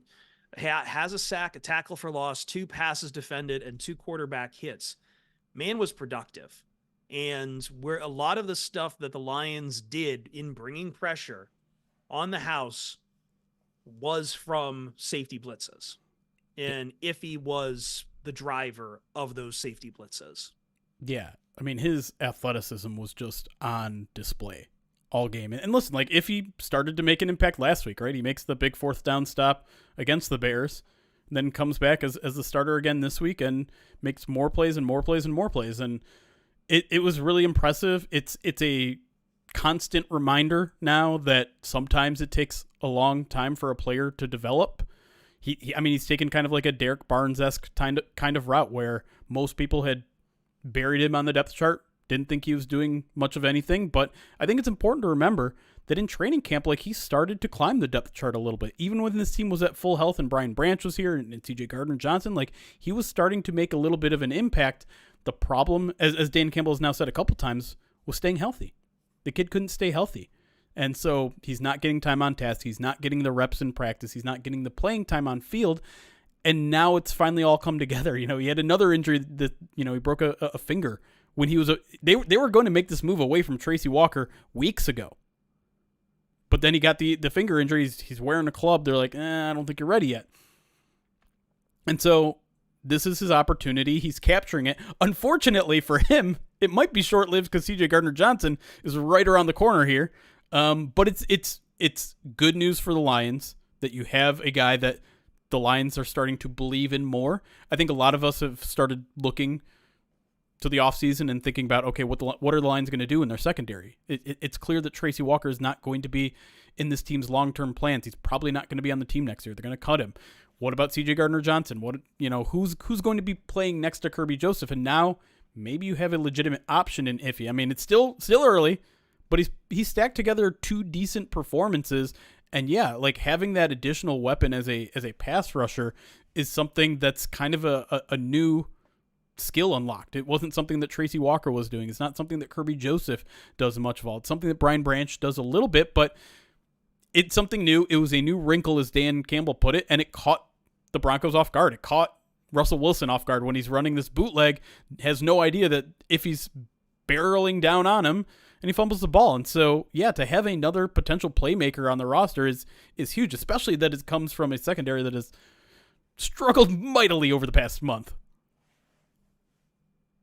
I think that was probably, so 2 things. The thing that was the most encouraging to me about the defense in this game was just there were Lions defenders in the area and they were making plays on the ball, right? Like yes. it seemed like it had been weeks. Yeah. Since we've seen like even players in the vicinity. You know what I mean? Yeah. Like it wasn't Nevin Lawson syndrome, right? It wasn't like players were in good spots. They weren't just making play. Like players were nowhere to be found. Yeah. And I think that was really encouraging when you stack that on top of Khalil Dorsey gets the start at corner, right? Like Kendall Vildor plays a bunch of snaps. And then, you know, you have Melifonwu, who I mentioned this to Jeremy. Like I hope that this game kind of gets remembered as the Melifonwu game in the sense that like this is a breakout game more so than it's remember that one game that Fatu Melifonwu put his stamp on. Yeah. But here's the thing moving forward that I think is interesting about Melifonwu. He led the team last night in run defense stops. The bulk of his snaps came from the box. Like he was playing in the box. He was, blitzing. He was playing as a run defender, played a lot of slot corner. It was either that or, the free safety stuff. But like the free safety stuff is Kirby's realm, right? Yeah. Like Kirby's the guy that they want to drop back and have making plays. But I mean, he made some plays in run defense on Saturday where I was like, Kirby's playing a little different right now, right? Yeah. And maybe there's this sense of competition that's being bred because they know that CJ's coming back and CJ's fitting in there somewhere, right? Yep. Like, So I better be as impactful in as many areas that I can be to assure myself some playing time moving forward. I think at the bare minimum, here's the thing that I love about Iffy having a breakout game and kind of stacking two together. There's depth there, Yeah. right? Yes. It's not the end of the world if CJ comes back and it takes him a couple weeks to get ready, because you can ease him in because you have Melifonwu. You've afforded yourself that luxury. So that's the thing that probably stood out to the most to me about the defense last Really, night. really quick, just on Iffy too. I think one of his best reps actually came as a deep safety, because there was that deep shot, right? And he just punches it out from over. I think there had been times when Kirby was really close or Tracy was really close, and they just couldn't make that extra play. They were either a second late or they couldn't punch it out. 5 different defensive backs tallied pass breakups on Saturday. 5 different defensive backs. That is such a huge improvement that if they can sustain 70% of that going forward, I'm going to feel so much better about this defense. Half of that? Maybe even half. Yeah. Can I ask you then, since I know the question is whether or not this is a flash for Iffy versus something we can sustain, I was wondering that a little bit more about Josh Paschal, who I thought was the other player on the defense who was incredibly impressive on Saturday. Again, I think he had a sack, 2 tackles for loss, got a quarterback hit from the sack. Like he was involved in some very high profile plays, especially on 3rd down. Yeah. Where like the Lions really needed to get the Broncos to stop and push them off the field. Josh Paschal was driving there. We've talked a lot about how, Aiden Hutchinson has been getting pressure and, just really doesn't really get home sometimes, but he's creating that pressure there, and there's no one on the other side to really help clean up for it. And I think Paschal stepped up in this game to be that player to clean things up. But I guess my question is to you, Jeremy, Ryan, is this something we'll see more from Paschal moving forward? Because I feel like we've had a couple of these games from Paschal in the past, and just kind of dips away. Yeah, I mean, listen, he's getting more opportunities. I think the coaches are seeing that he's making a play every now and then, and I mean, they're benching Charles Harris, right? He's been a healthy and active for a couple weeks in a row. Julian's not doing much. Romeo's not doing much, and so he's getting the opportunities. I think he needs to be more consistent with them. Was inactive too. No, Romeo played, but just not a lot. Okay. Okay. But Paschal, I mean, to me, it's like Paschal will make 1 or 2 plays earlier in the game, and then I'll forget that he's on the team for the rest of the game, which is, I mean, what you expect. This is, to me, this feels like his actual rookie season. I know it's technically his 2nd year, but it feels like he's getting enough playing time. He's moved through some of the injuries he was dealing with earlier in his career that I feel like now he's kind of just starting to put things together. And I think it's like every week it's like, okay, he made 1 or 2 plays this week. Now it's 2 or 3. Now it's 3 or 4. And it's just about building that consistency that I just don't think is there quite yet. But he's a versatile guy. He's a guy that I know they really, really like. I think he's a guy that has a ceiling above. Like he is John Kaminsky, right? Like that is what his role is going to be. And I think he has a ceiling higher than where John Kaminsky is, but he's not there yet. And so he's building, he's stacking, but he's not where I think he needs to be. Yeah, and I think he really makes hay when they kick him inside. And we talked about this a little bit when on the charity stream when we learned that the Lions were going to put McNeil on IR. Yeah. I mentioned, hey, maybe like one of the silver linings in losing McNeil is that you're going to get some more looks where they do put Paschal inside. And of his 43 snaps, he played 10 inside. So I mean, like almost a quarter of his snaps came from in there, right? So like.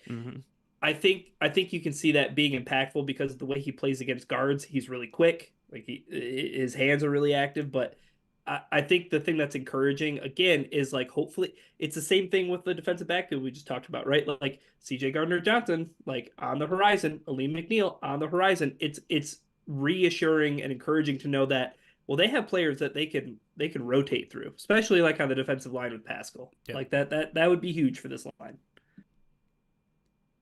You want to move over to the offense now? Yeah, and I want to talk about Jahmyr Gibbs first. I know we should probably talk about Sam Laporta first, but there's no hierarchy. No. I mean, I wanted to get some JMO talk in too. We'll get it all. Like, let's let's start with okay. Let's start with Gibbs because yes, I think Ryan, like I said it before, 100 yards, 8 more through the air, 2 touchdowns there in both passing and rushing. The recipient of some very large holes, but once again, the speed on display from Jahmyr Gibbs, the elusiveness, the I don't remember if it was you or someone else on Twitter saying it feels like he's just covered in oil out there and just how hard he is to bring down on the field. It's impressive. It's the efficiency, man. And I think that going back to the beginning of the season, I think all of us should have had the expectations keyed in on Gibbs was the efficiency. How efficient is he going to be? Jeremy, how efficient is Jahmyr Gibbs? He's leading the leagues in yards per carry amongst running backs with at least 100 carries. So, That's so we're, pretty good. we're excluding Devon Achane in that. So, well, greatest ability. Thank you. Jahmyr Gibbs, though, I mean, 5.7 yards a carry. Nutty stuff. And to think that this guy, it feels like you can count on him to make a big play once a game. Yeah. Right. It seems like you can count on Jahmyr Gibbs to go 30 plus yards on a reception or on a rush at any given time. And the way that can flip a drive, you know what I mean? Like the way that can just turn. I mean, you think about a 30-yard gain in any aspect. That's changing the entire complexion of any drive, right? And Gibbs is just that player who can do it. And it's awesome. Like the roles that him and Montgomery have, I think it's perfect. Don't mess with it. Like I think that they've found this balance to utilizing both those guys that it feels very much this is my drive, this is your drive. This is my drive, this is your drive. And I know they kind of use them a little interchangeably. Like they rotate in and out, they spell one another, but it does very much feel like this is the Gibbs drive, right? Where he's the guy who's in and they're working the passing game and they're working the run game.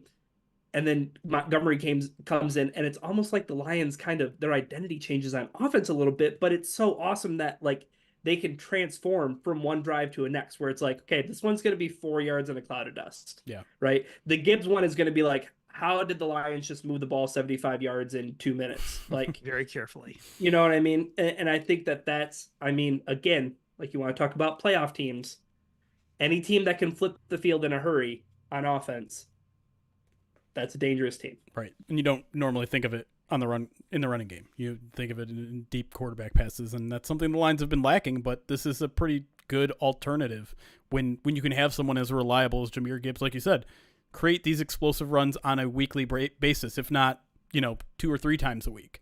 It really is incredible to watch, and y'all know what I think about running backs, but they are fun to watch. I can say what I will about their overall value, but they're one of the most fun positions to watch. I mean, my favorite player growing up was Barry Sanders. So, and Gibbs is just every time he touches the ball, it seems like he's about to do something special, and I think maybe one of the most impressive things to me about it is like he's not doing it like Barry did, where he has to like make all these jukes and moves, and he's just like he's hitting the hole. And like a lot of times it's just you are reading the read perfectly, and you're going to have the speed to, once you get through the B gap, you're going to be able to kick it outside and beat the safety to the corner because you're just that much more athletic. And when you're one-on-one with a guy, a defensive back, you're probably going to shake him or at least break a tackle, because that's also something he's capable of. We think of Jahmyr as a speedy, shifty guy, but he can break tackles too. And that's what makes him such a joy to watch so far. And man, I know C.J. Stroud already wrapped up Offensive Rookie of the Year 3 weeks ago, but Gibbs deserves to be in the conversation, and so does another player that we're going to talk about in a little bit here.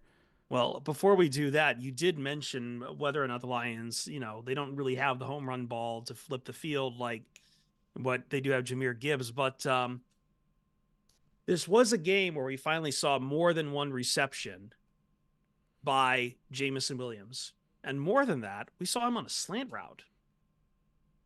We saw him in not just, go and, try to beat the safety deep and get something off the top. Them working Jameson Williams into more plays out here and having an impact in some of the mid-range stuff that the Lions need to do to get first downs.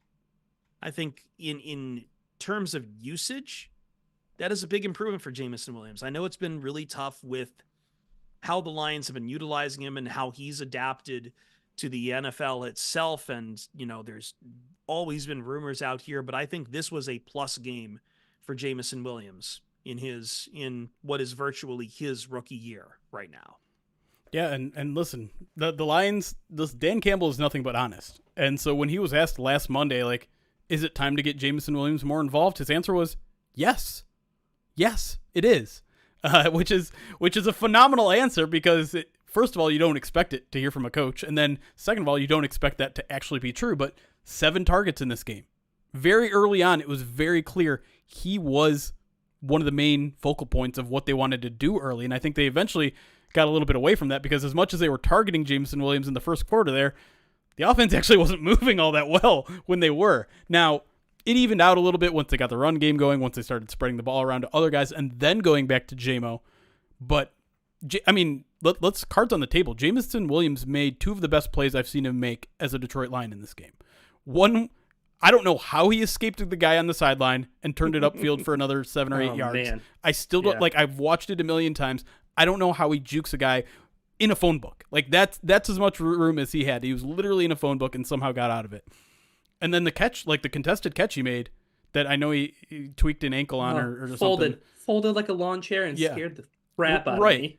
That I've never seen Jameson Williams make a catch like that. And I'll sit here and tell you I've been one of the biggest critics of his hands. I've said the work ethic is mostly there. I believed that he would eventually get to turn things around with some of his route runnings.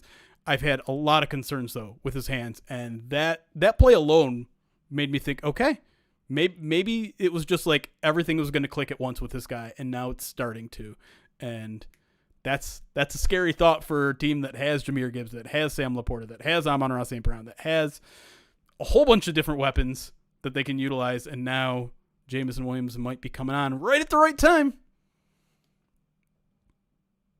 They can get that home run ball going right in time for the playoffs, Ryan. The one thing they still don't have going. They had one deep shot there, and it was not close. I think that's more of a Jared Goff problem than a Jameson Williams problem at this point. It's a little bit, but it's a little bit of both, right? Like the ball tracking is not good with Jameson Williams on some of these deep balls. He wasn't going to catch the one that was in this game, but like watching the replay, it didn't seem like he had any idea where that ball was. Yeah. All right, we've sat around here long enough without talking about this man. I have long talking about this man. I have quirks when it comes to NFL history, and I keep counting down how close Sam Laporta now is to Mike Ditka's rookie year touchdowns in 1961, which was 12. He picked up 3 in this game. He's at 9 now. I don't understand how Iowa has no offense when they clearly had this man as this kind of an effing weapon sitting there, not being used. Are you kidding me? Like, as you said, Jeremy, it feels like CJ Stroud has the offensive rookie of the year sewn up pretty well. But my God, I don't know who it'll be for the Lions for being the offensive player of the year. I think St. Brown still deserves all the love in the world, but Laporta has given them options, and Laporta has thrived in very big ways. And Laporta, not only I think we've talked about this with TJ Hawkinson, but one thing Laporta has that TJ kind of struggled with at times was just how elusive he was with the yak. Sam is with his yards after completion. He's been able to catch the ball and then extend plays.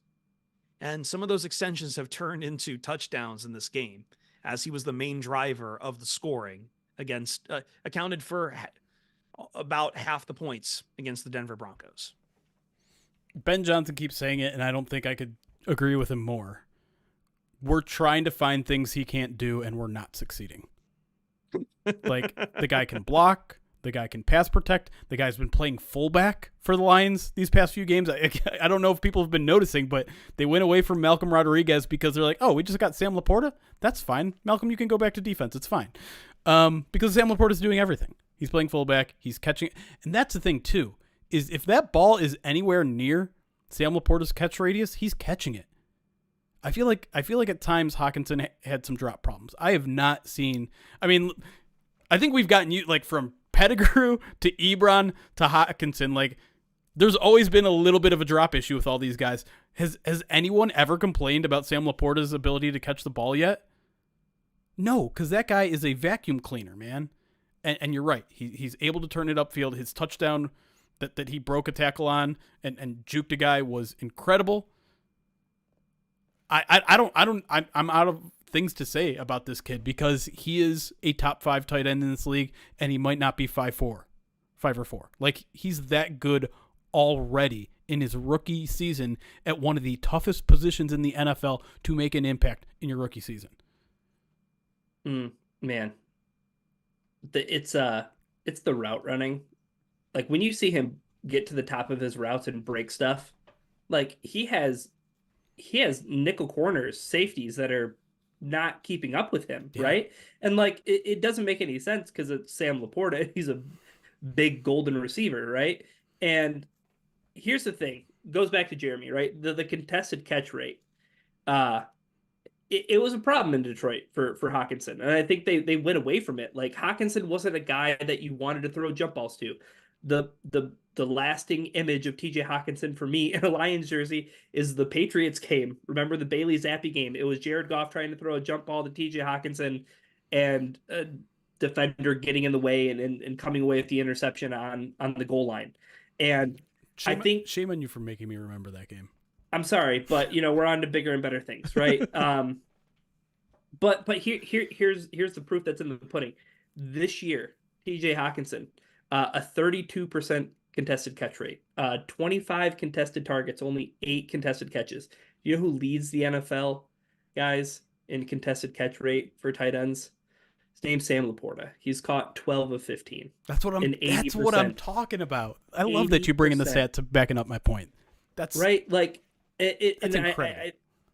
I mean, from a rookie, like, this guy is doing it. Like, his contested catch in the end zone, Patrick Surtain in coverage. No, my ball, touchdown, Lions. You know what I mean? Like, it's tough. I had to write that article about how Aiden Hutchinson wasn't the defensive rookie of the year last year. I feel like I want to write the article about why either Sam Laporta or Jahmyr Gibbs deserve consideration. They're gonna split the vote. That's the worst part. Can we just I know. Can we vote for Jahmyr? We need to portmanteau their names together some way. Jahmyr Laporta. Yeah. I don't know. Sam Gibbs. Sam quite have the ring. It sounds like an actor's name. And quickly, just throwing him in here again. I mentioned a little bit earlier, but we do need to get out of here. But Amon-Ra St. Brown, great bounce back game. Yeah, you knew it was going to come. I think we've run out of things. Yeah, no, you were never going to keep him down for that long. Jamorda. Jamorda. Let's take a break. When we come back, we'll clean up a couple other things. There were some quirk and oddities from this game I kind of want to revisit. And we do want to, I don't know, we talked a little bit about the NFC? Yeah, we got to talk playoffs. We got to talk playoffs. We'll talk some playoffs again. There were a couple other quirks in here, including, I want to go round table and figure out what was Sean Payton doing on 3rd and goal. And other quirks and decisions from this game as well, which I find just intellectually fascinating. Spoiler alert, Sean Payton was trying to order ahead on Applebee's. We'll be right back on the Pride of Detroit PODcast.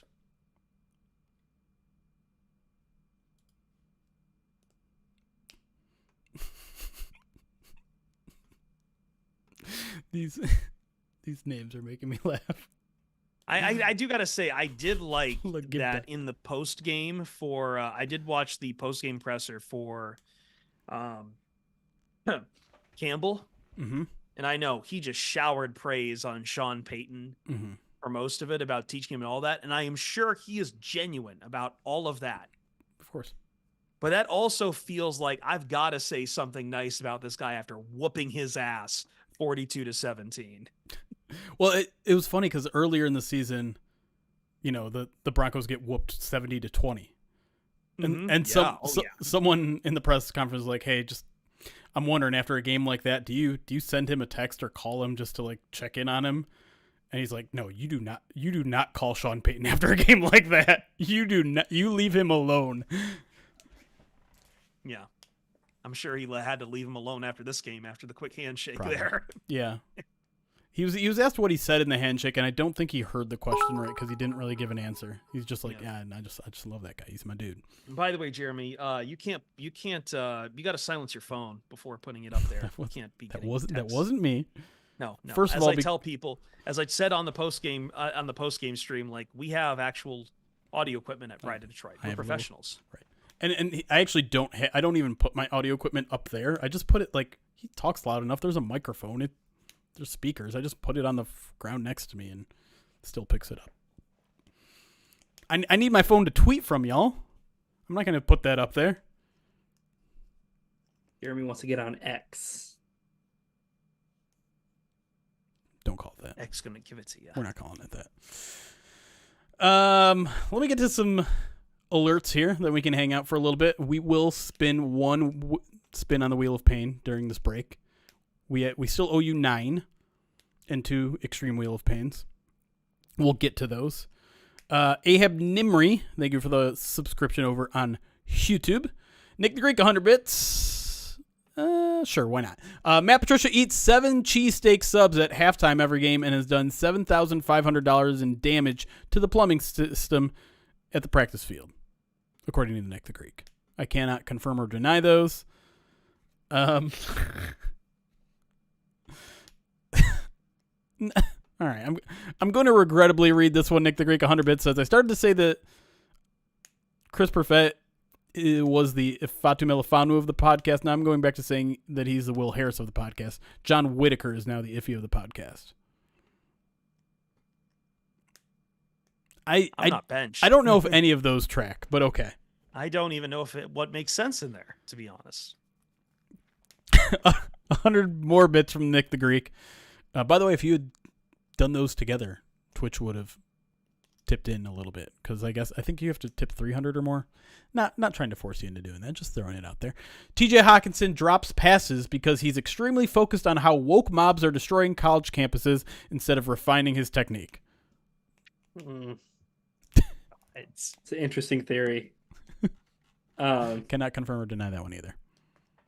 There was you guys go ahead and keep talking. There was somebody in chat that I wanted to shout out their comment. A lot of people mentioning how the Jaguars have missed 2 field goals in this game, which is bad for my brand because I was all for getting Brandon McManus when he was available.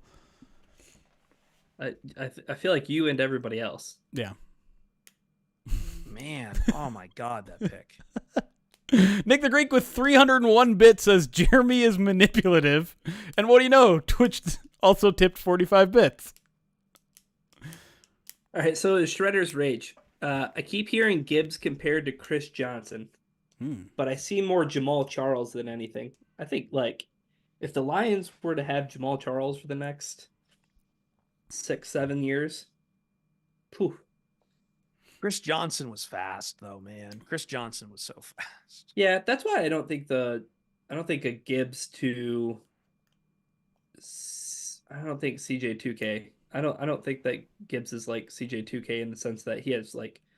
I mean, Gibbs has breakaway speed for sure, but I feel like I remember Jamal Charles' game being just that much more physical, and I feel like Gibbs' running style is physical. Like. Like, I mean, he'll cut it up no matter how he has to do it. But, like, I don't know. Jamal Charles he was a hell of a back, dude. So. I feel like I'm not well versed enough on Jamal Charles's game to make that player comparison. But I mean, why have we got away from Alvin Kamara? Yeah, that's exactly what I was going to say. Like, it's just Alvin Kamara. That's who he is. That's the role he plays. I am surprised. Like the receiving game hasn't been where Kamara's game was his rookie season, right? Yeah. Yes. I've been mildly disappointed by that. I think I even said I'd have to go back and listen to some old podcasts, but I feel like I even said like he might get more receiving yards than rushing yards this year. He No. hasn't. He's been doing some. But I mean, he's over 1,000 total yards, which is Hey, how many times did Swift do that here? Ever? how Did many he ever do times it? He might outside not of have done Reggie it. Bush have we really had those kind of rushers here? It's been a while. We could have double dipped on our post. Sam Laporta outdoes T.J. Hawkinson's best year in Detroit, while Jahmyr Gibbs probably outdid Javid Best. DeAndre Swift. DeAndre Swift. I'm looking right now. He did cross over 1,000 yards in 2021. And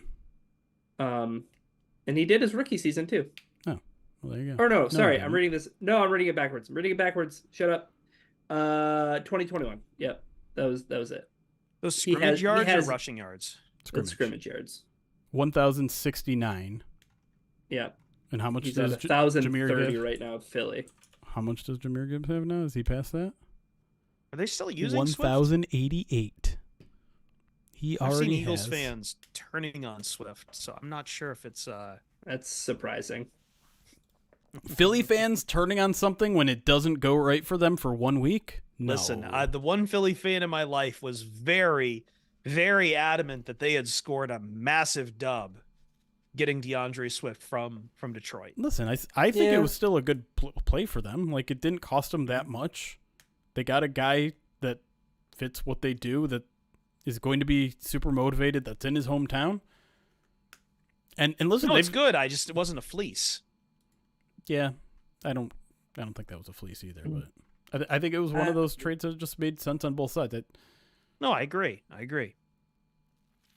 Go on, It's also Ryan. really silly for some people to say that there isn't that much of a difference between a tandem of Jamal Williams and DeAndre Swift and David Montgomery and Jahmyr Gibbs, because I don't think that there could be anything further from the truth. Well, I don't think anything was more predictable than Jamal Williams taking a significant step back in New Orleans this year, right? Oh, sure. Yes. Yeah, the offensive line. Yeah. Point blank. I think maybe the surprise is that they're barely even using him now. Well, the Saints are barely doing anything. Just talk about a useless team. So they just won today. They're right there in the They're playoff useless. race. They are useless. 7-7. Let's go. Saints. Is there a team that you don't hate, Chris? Or a The thing? Detroit Lions. Oh, Jamal doesn't have Detroit Lions. That wondering- is my answer. Wondering if he had gotten his first touchdown yet, and sadly the answer is no. No, they went play action. That was the touchdown to Jimmy Graham. They put Jamal Williams in, and they went play action fake to Jimmy Graham's corpse in the end zone. The thing though, I think with the Saints is I don't know why they didn't factor in, oh, you know what we're going to want to do with our running backs? Throw the ball to them in the flats all the time. Mm-hmm. And why did you get Jamal Williams to play a role in that offense? Because that's not what he does well at all. I'm sorry, Jeremy. I'm just not supporting any NFC South team this year. This is not the year for me to look fondly upon that division. That's fair. But they're not. I mean, here's the thing. Look across the entire NFC. Outside of the 49ers, the Cowboys, the Eagles, and the Lions, who is worth a damn? The Rams, I guess, probably. No, stop it. Let me ask you though, since we're talking Rams, Saints, because this is part of my question as far as how many openings are there going to be? Is Dennis Allen going to be there next year? No, probably not. I don't think so. I do. Mm. I think New Orleans is very loyal to long-standing coaches, and Dennis Allen has been there forever. Yeah, but when you're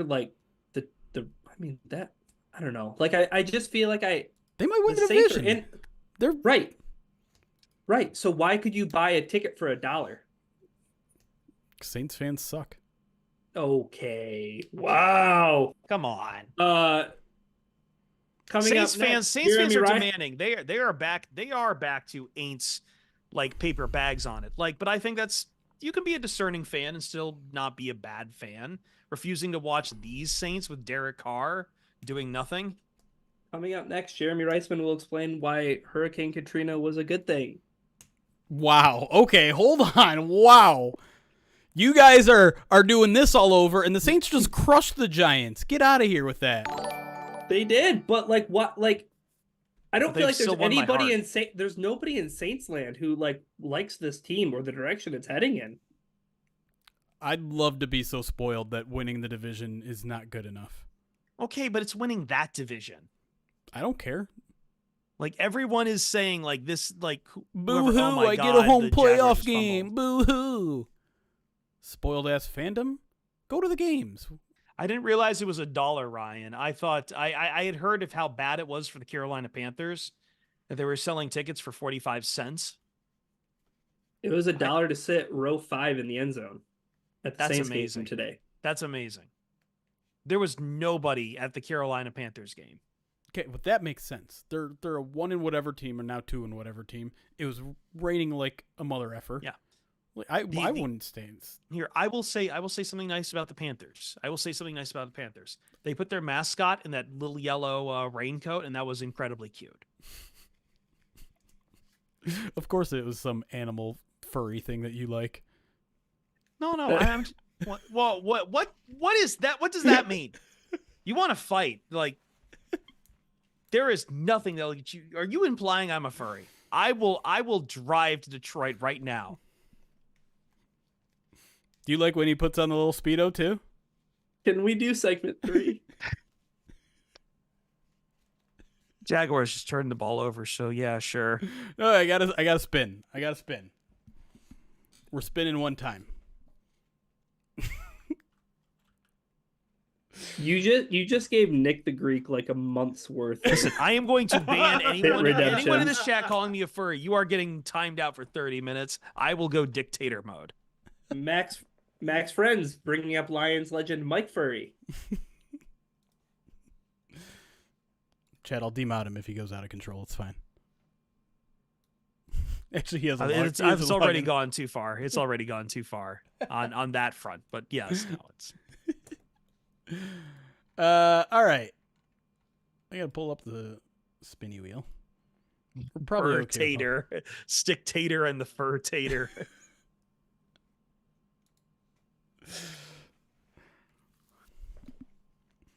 All right, so we got Saltine Serenade, which is one of us stuffs a bunch of saltines in our mouth and we sing a song, maybe Gridiron Hero.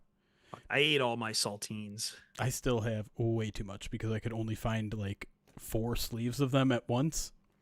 Oh, They usually come by the house, but I ate all 4 of my sleeves. Okay, never mind. I enjoy saltines. I do too, but I stick them in the pantry so that I don't. My grandfather, five my of poor them at a time. grandfather, my poor grandfather in his restaurant. He let me and everyone else run around the kitchen, and I would eat all the saltines and all the oyster crackers. Oh no, is it Bean Boozled? No, I haven't spun it yet, but I just read Chris Furfett in the chat and it died. Fuck you.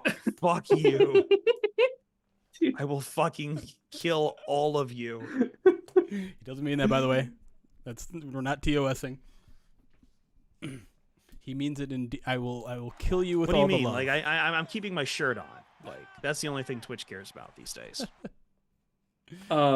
You can. Do you want to add another? Because I have Bean Boozled in my possession. So Oh. do you want to add it twice on there? No, you'll just do it if it lands on it instead of me. Okay. Eat a bug, 10 up downs, and whipped cream in the face. I think those are all good. We'll go with that. All right, after this, we'll have 8 more spins left. Here we go. 3, You've been corrupted YouTube. 2, I hate this. 1. There's Mike Nick the Laundry. Greek No, right my on grand- cue. Mike Laundry on YouTube. My grandfather's restaurant was not an Olive Garden. Oh, we haven't When have you're any whipped fur, your cream. family. I hate YouTube. What do you get? What? I can't see that on the stream. So Whipped bright. cream. Whipped cream. Yeah.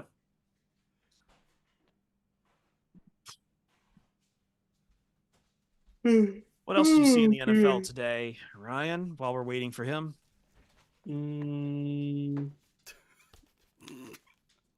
Jacoby Brissett played quarterback for the Commanders after Sam Howell stopped playing quarterback for the Commanders. Do the Chiefs still look kind of broke? I know they won today, but Patrick Mahomes 2 interceptions. The Chiefs still kind of feel a little broken. Yeah. I want to say something, but I don't want to look dumb, but I feel like saying it. Do it. Get Go old ahead. takes exposed. Someone get your clipping hands ready. Stop. Get down. I think Travis Kelce kind of washed. Oh, wow. He got led astray by the Swifties. Wow. That was not what I was expecting you to say. I'm not blaming anybody for it. I'm just saying. I am. I think I don't want to be this person, but since I think, and this doesn't matter anything to Jeremy, right? But like since week 7, Taysom Hill has averaged more fantasy points than Travis Kelce. I did have someone asking me this morning, Taysom Hill or Cole Kmet. So, and I thought at first that he was high, or just tired. He had been doing it overnight, and then he showed me Taysom Hill's fantasy scores, and I'm like, I'm not sure how New Orleans is using Taysom Hill, but they're using Taysom Hill. Clearly so. No, he has like rushing touchdowns and stuff. Yeah. We saw it a couple weeks ago. He throws the ball occasionally, but not as much accurately. As he should. I hope everyone in this chat, except for those calling me a furry, can find an employer who loves and cherishes them as much as the New Orleans Saints love and cherish Taysom Hill. Dan Campbell loves him too. Like he was talking about him all week. Like he's a problem. Like anytime he gets the ball, you don't know what he's gonna do. He can run it, he can throw it, he can catch it. Yes, those are the 3 things that you can do when the team is on offense. But how many people do all 3, Chris? Tom Kennedy. Name a. You know, that's not the worst answer you've ever given. I know. Tom Kennedy is the new Taysom Hill. All right, let's get this over with. We'll go desktop. Are we not working? Great. Who would want that to work anyways? All right. I can do this with my headphones on, right? Maybe. All right. So what are you doing? What are you? Oh, whipped cream in the face. Okay. Zazu's very excited about it because he knows he's going to be able to lick it off. Hold on. Maximize your camera first. You just have us in the 3 view. Fine. Speaker, except I need to pin myself. There we go. I also have one last thing to mention before we go back into it after this.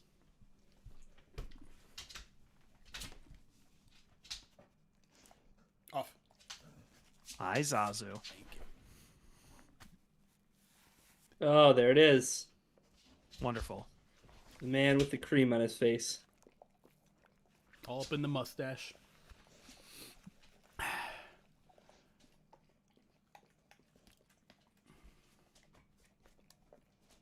Caught it.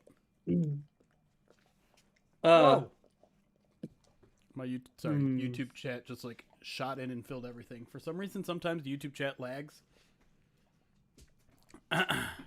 YouTube chat lags. What? Is that what you said? YouTube chat lags? Yes, YouTube chat lags. As in, I don't see it for 10 minutes on hand, and then they all come in at once. All right, you want to lick my face a little bit? You can lick my face a little bit. Ryan, I guess my last question for you while that's happening. Mm-hmm. Okay. Did it bring you as much joy as it brought me to realize that the New York Jets, we had gone through all of this stuff with Aaron Rodgers strutting around, talking about beating modern medicine, talking about coming back, and the Jets had the perfect storm where they just get completely eliminated today. All for naught. All for like tears in the rain. All for Zach Wilson to be ruled out of the game with a head injury that wasn't a concussion. Well, first it was hydration, then it was not a concussion, and then it was in the concussion tent. It was either way. Trevor Siemian started playing. Yeah, and then it was per the Jets that it wasn't a concussion, and I don't know. That's what a weird bunch of like stuff surrounding Zach Wilson all throughout the year, right? Like the stuff about like Zach Wilson doesn't want to come back and play for the team, and then the team trying to be like that's not true. Zach Wilson, that's not true. It's like I really No more. I don't usually do this, but I really root now for the Zach Wilson redemption tour with some other team not named the New York Jets. I don't because I want people to learn their lesson about Zach Wilson. Oh no, I'm kind of there too. I didn't think he was that good to begin with, but at the same time, like I think both things that can be true that Zach Wilson isn't very good. Also, very Mm-hmm. funny that the Dolphins gave 2 passing attempts to Mike White in this game. Mm-hmm. That's just really rubbing some salt in the wound to a 30-0 score. Wait, really quick. What is the lesson to be learned by Zach Wilson? Is it when your starting quarterback gets hurt, don't rely on Zach Wilson, or is it something beyond that? Like it's going back to like the whole like Oh, pre-draft evaluation process of like why okay. people became enamored with Zach Wilson, Got it. Sure. and they We've became been doing enamored with him because he was throwing balls really long in a field house on air. Yeah. Trust me, we're going to do it again. We did. I mean, Mitch Trubisky got that bump. We were there in Philadelphia when that happened. Yeah. And it's going to happen again with someone this year. I don't know if it's Penix. I don't know if it's Bo Nix. It's probably going to be Bo Nix. Zach Wilson played at BYU, um, and then his stock grew from there with the workouts and whatever. Yeah. Um, Malik Willis played at Liberty, and he did a lot of the same stuff that Zach Wilson did in a field house and got drafted in the third round. But Zach Wilson, little baby face, gets drafted in the first round. So you could read between the lines on what that means. But My point is that I think both can be true. I can think Zach Wilson was never a great prospect and will probably never be a great quarterback. But also at the same time, the Jets have really done him dirty. Even by the standards of the Jets, who do nearly everyone dirty at some point. I don't know. Scouting quarterbacks is hard. I think using one person as a larger example for every person like him will get you in trouble sometimes. But anyways, I got some How have they alerts done to get him there. dirty? I don't know. How the team all came out last year wearing Mike White shirts. The team I forgot about Mike White. completely doesn't seem to understand like their relationship with Zach Wilson, repeatedly throwing him under the bus. I don't know, man. I don't think these years with the Jets have gone very well with the Jets interacting with Zach Wilson. I don't think the Jets are going to fire Saleh. I think No. they have a perfect excuse for why this season failed. Yeah. Built in. It might not be accurate, but real quick, I know this part won't make the podcast. I know we have to get back to it. Brenham asks thoughts on Teddy retiring at the end of the year. hashtag win one for Teddy. I started it on Saturday morning. Hashtag win one for Teddy. win the division this week. Let him start week 18. Win one for the Bridger. No, I mean, I don't think there's a. We're not gonna get Hendon Hooker, so Yeah, I mean, we're gonna find out in 3 days here whether Hendon Hooker is gonna be part of the 53-man roster or sidelined for the rest of the year.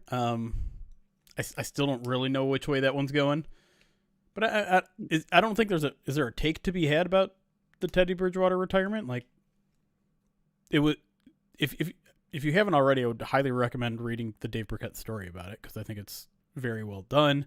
I think it shows you it shows you what kind of person Teddy is, and I've already kind of like in my mind I'm like I need to go up to him at some point before the season ends and just like say how much I admire his career and what he's done with it, because it's obviously not a traditional franchise quarterback, first round pick kind of quarterback story, but like he's carved out a career that's been meaningful in so many other ways. And it's pretty cool. I don't know. It's pretty cool what he's done. It's pretty cool that he came here in the first place when he was already comfortable, essentially in retirement with his second newborn. And Dan Campbell's like, nah, man, come over here. The vibes are going to be great. We're going to help, you're going to help us. I mean, remember, the interest in Teddy Bridgewater came before the Lions drafted. And then once, I think they sold him on be a mentor for Hendon Hooker, be a mentor for Jameson Williams. And I think it shows a lot about Teddy Bridgewater's character that he's like, you know what? Yeah, let's do that. And he already has plans like post-retirement, right? Like, yeah, I think like going back to Florida, right? Yeah, he wants to coach high school. Yeah. Yep. Yeah. His hometown outside of Miami. He could be the Detroit Lions quarterback coach whenever he wants to be. I don't think that's ever going to happen. No shade at Mark Brunell, but it's knowing what I know about Teddy and how like laid back and stuff he is, I don't think he would ever want to be an NFL coach and the hours that require.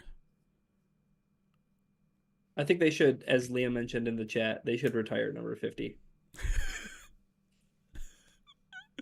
Segment 3? Did that not already happen with Ernie Sims? Oh, Jeremy, did you black out? In like the late 2000s? Yeah, I mean, I got his jersey, and then I've pretty much blacked out after I made that purchase. I'm assuming you bought his jersey. Should I can I like buy a gold jacket with his name on it? Is that what you mean? Poor Jeremy. Oh, really? he just changed his number. He's no longer 50. Is that what it is?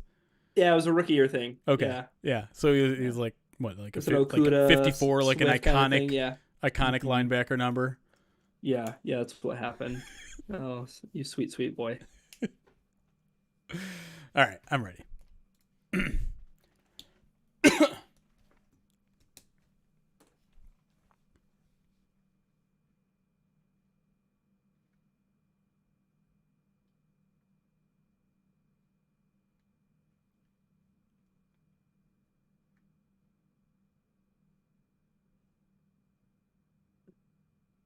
Pride to Detroit PODcast. Let's wrap up a couple last things from this game. A couple players who I didn't think.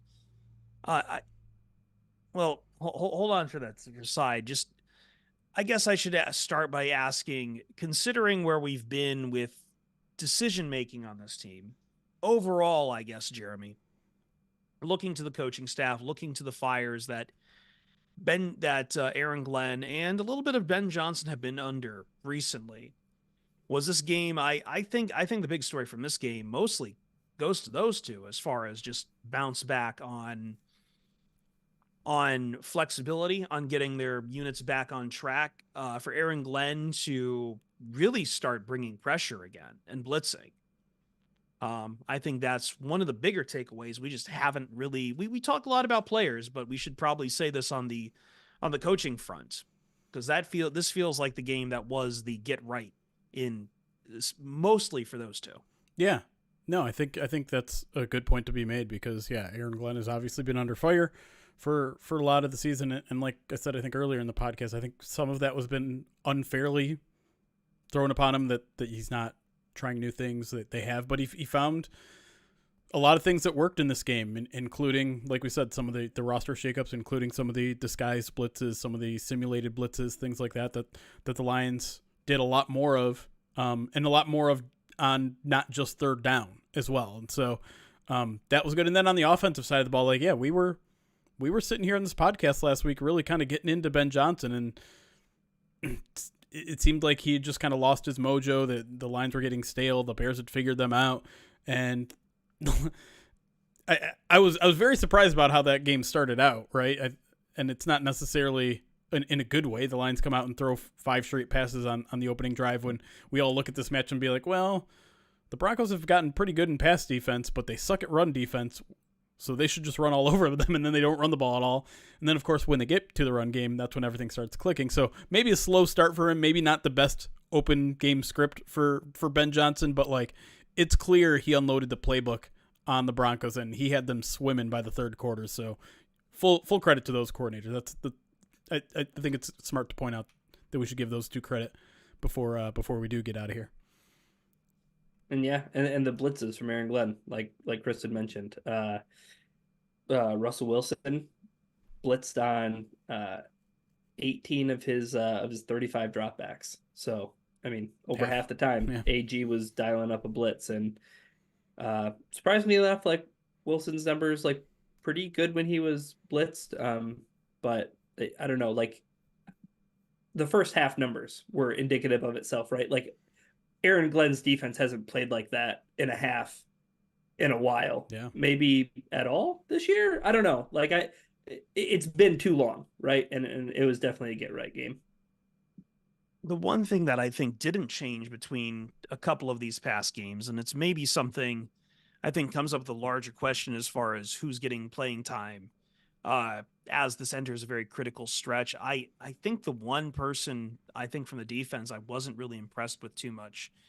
I think he posted like a 77 run defense grade, which is fine, but I did not think this was a good game, Jeremy, for Alex Anzalone.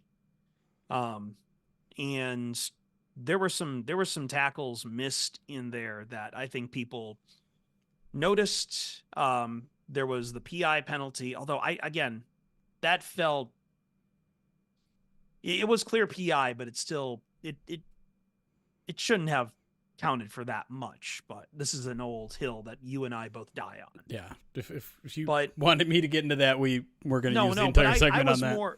I was more wanting to talk about Alex Anzalone because we had seen in past weeks, I don't think Jack Campbell graded that well in this game according to PFF either.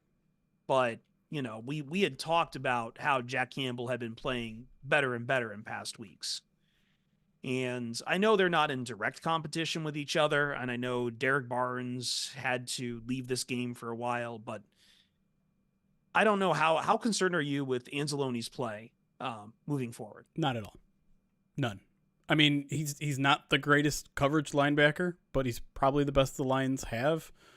But that's not what he's normally going to do for this team. He's going to be an extremely good run defender, which, I mean, that's something we haven't talked about. The Lions continue to be one of the most efficient run defenses in the league. And that was huge in this game. It forced the Broncos into a lot of obvious passing downs, which was why the Lions were able to generate a lot of pressure. And Anzalone is an essential part to what they do in run defense. You just pointed out his very good run defense grade. And he's also been utilized a lot in the pass rush. And I know Ryan isn't the biggest fan of that, especially when it's kind of delayed. But in general, I think he's pretty good at pass rush. He's not elite at it, but it's someone they trust to do that. I think he had 2 pressures in this game, maybe 2 quarterback hits even. So no, I'm not concerned about Alex Anzalone or really any of the linebacker play. It hasn't been outstanding like it was a couple of weeks ago, but it's fine. I don't have any problem with the linebacker play. You're right. Tackling wasn't the best in this game, but I mean, I think we get caught up on missed tackles. Sometimes you're facing dynamic players that are able to do that. They get to make plays too, as we like to say. Other teams get to score. Other teams get to make plays too. Any thoughts on that, Ryan, or should we move on to talking about the NFC? Playoff. Let's talk playoffs. Playoffs. Let's go. So on a scale of Jim Mora to Pitbull, how pumped are we? Oh, full on Pitbull, I think. Is that the right end of the spectrum? Yes. I think it is. Yeah. The musician Fireballs. Pitbull, to be clear. We're taking shots Playoffs. at Fireballs. Yeah, I mean, I don't know where you want to go with this, but I mean, the Lions are a win or a Vikings loss away from winning the division for the first time in 30 years. Like we're not quite there where we can start celebrating, but literally the only way the Lions don't win the division is if they lose out and the Vikings win out. And granted, 2 of those 3 games are against each other, and the Vikings probably have the easier of the third game, playing the Packers, where the Lions have to play the Cowboys. But being in a position where you need to split with the Vikings or beat a Cowboys team that we just saw today, quite beatable, you are in a very fortuitous situation, and I think we can at least put the champagne on ice right now. We're not going to cork it, but the champagne is getting chilled right now. You mean uncork it? Yes. Which you really don't want to do until you're ready to have the champagne like right away too. Yep. Moving away from the champagne thing, let me ask Ryan, like, because I guess I look at this game and I'm like, just again, the main thing I have to sit here and ask, how portable is a lot of this to the Minnesota games? You are going on the road. Minnesota I think it was Jeremy, you had this tweet on Saturday that you were hoping that Nick Mullins played well enough to remain a starter, but poorly enough that he would lose the game. Check and check. Yeah, check and check. We kind of got that sweet spot, Ryan. So, barring them going back to Josh Dobbs, I think I still get a little scared of Jordan Addison for this kind of game. And it's the question the Lions have to answer about blitzing. Because I don't think there were a lot of weapons that as the Lions were blitzing that they weren't like, yeah, we really worry about this guy punishing us for going on the blitz. Like maybe Cortland Sutton, but he was handled fairly well. Jordan Addison, on the other hand, even with Nick Mullins throwing to him, remains a problem. But and we talked about this earlier. The Vikings like to blitz, and it's been the eternal question as we look at Jared Goff and how well he can hold up to the pressure. We are getting into 3 games against either an aggressive defense or a defense with some talented players that can really bring pass rush pressure. That latter one being the Cowboys. Yeah, the Vikings have a guy named Justin Jefferson too. He's pretty good. They have weapons though. I think that's the concern in the passing game. Is you have, as you mentioned, you have Addison, you have Hockenson, Jefferson. I think that if this is a Vikings team, if there's an aspect of their offense that I think that Kevin O'Connell can maybe piecemeal together, it would be a passing attack. Like, because here's the thing that the Vikings don't do well at all, and it's run the football. And I know that Ty Chandler had a really good game against the Bengals, but like large in part, this Vikings offense just doesn't move the ball on the ground. It's not who they are. They can't really do it. I don't know if that was strictly an Alexander Madison issue, but with him being injured, Ty Chandler gets the chance to have the game of his life. Again, I don't know how much that has to do with like the Bengals run defense maybe not being so great. Also, DJ Reader was out of that game. One of Jeremy's all-time favorite players, and one of the ones who truly got away during the Patricia era. That's why it never really worked. But anyways, all that aside, I think that the Vikings, like that's the clearest path to the playoffs, right? Beat the Vikings once, and I know it's beating the Cowboys, but that I feel like that's just a tough ask going to Dallas in a primetime game where maybe Dallas has a lot at stake in that game, right? Maybe they're playing for the division. Who knows where Philadelphia is going to be post Monday? But I do think that when I look at the Vikings matchups,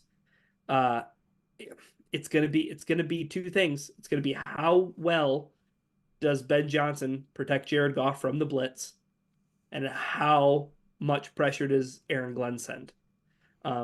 Because I think that there are quite a few more weapons on Minnesota's team than there was on Denver's team. And I know it's Russell Wilson versus Nick Mullins, but again, and I know I'm weighing Kevin O'Connell versus Sean Payton, especially after Kevin O'Connell tried to tush push twice in a row with, I need to know what Nick Mullins' PR and squat is before I know that you're allowed to do the tush push. It's just a QB sneak, but still, like, to not even be able, you had less than a yard to go on 2 plays, and you didn't get it. I think just a different breed of playmaker on Minnesota's offense than there was on Denver's offense. So I think those 2 things, that's what it boils down to, Jeremy. No, I think you're right. But I think you can't overlook the Russell Wilson downgrade to Nick Mullins, because we saw against the Bengals, you bring a little pressure to Nick Mullins and he made some really stupid plays in that game. And he is not going to escape pressure like Russell Wilson can. He's not going to escape pressure like Josh Dobbs can. And so that to me is a good recipe for this Lions defense. They have been very good at pressuring immobile quarterbacks. Go back to the Raiders game. Remember that one? Remember how uncomfortable they made Garoppolo look in that game and how bad he was? The Raiders have some weapons on that team too. Not as many in the Vikings, and I think it is important to point out just how many the Vikings do have. But the quarterback has to get it there. And I think the Lions can. The other factor of this is that the Vikings do have a fairly decent offensive line. Not in run blocking, but in terms of pass protection, it's good. And so I think the Lions are going to have to get a little bit of creative, and I think they are going to bring a little bit of extra pressure than they maybe would in a normal week. Although Aaron Glenn has been trending up in blitzing, not just this past week. It's been like a month-long trend at this point. Yeah. It gets lost in there when they have to stand on their head and they give up an eventual play that then makes Lions fans upset because they gave up the play in spite of the fact that, they're standing on their heads for an entire quarter. There's no other way to describe it when your offense goes 3 and out for an entire quarter. This isn't to dismiss the Cowboys or even to just say, oh, yeah, that's going to be a loss. Cowboys, we've talked a little bit, Jeremy, about the strength of the opponents they have been playing and the question that repeatedly brings up. I don't know if my opinion of them changes just because they went on the road and got annihilated by the Buffalo Bills in a must-win game for the Bills to stay in this AFC playoff contention, but they do also go on the road next week to Miami. So I think that will give me an even better look at who the Cowboys are. And unfortunately, Lions get them in their last home game for the season. And I still have a lot of questions about the Dallas Cowboys. I fear their defense like hell, and I think that is disruptive. On the other hand, I'm curious how the Lions defense, given enough time, given a charged up game, that how they could take it to Dallas. But the good news for all of this is we talked, as we said at the start of this podcast, you win next week and it doesn't even matter. Yeah. But let's say it does matter. Let's say, as we're looking forward, how much, if they do need to beat Dallas, how much of a fear factor do you have right now? To me, that game has all the makings of a shootout. Like the Chargers game? Yeah. Yeah, 100%. And it's one of the better quarterbacks the Lions will face this year. They've got just as many weapons as anybody else. And yeah, you hope CJGJ's back by that game, so it gives your secondary a little bit of extra boost. But I think the Lions can run on the Cowboys. We mentioned it before.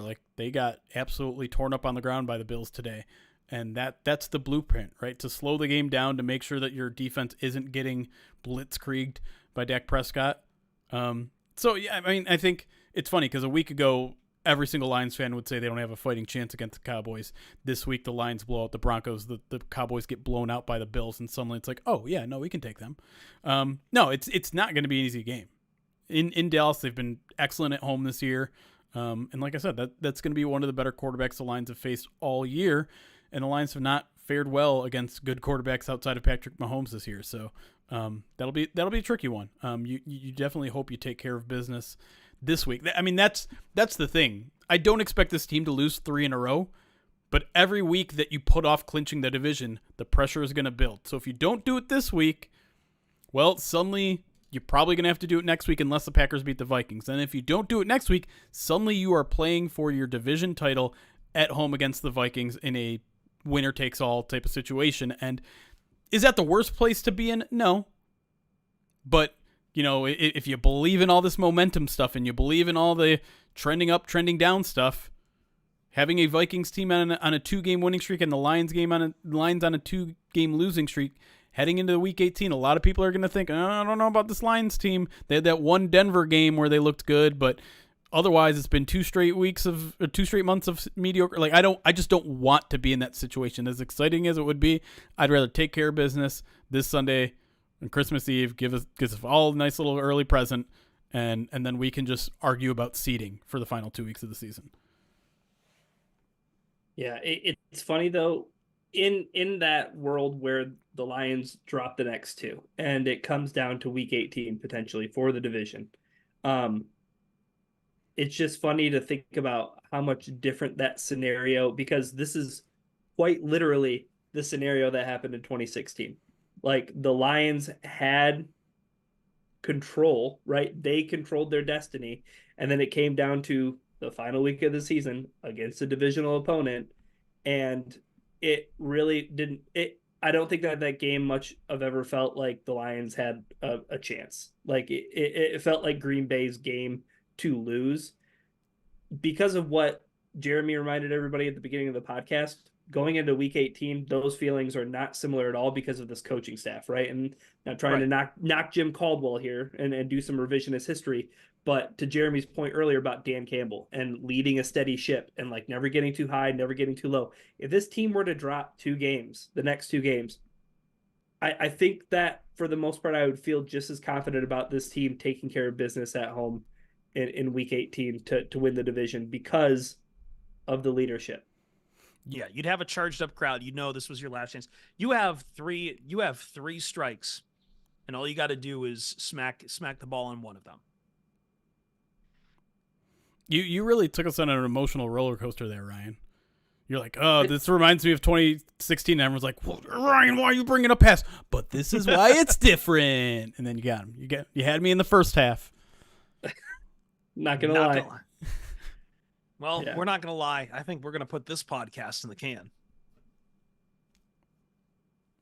Jeremy, I know our recording schedule this week is difficult because of the holidays and everything. Yes, I will be in Florida for most of the week, but we will get a midweek mailbag off before I go.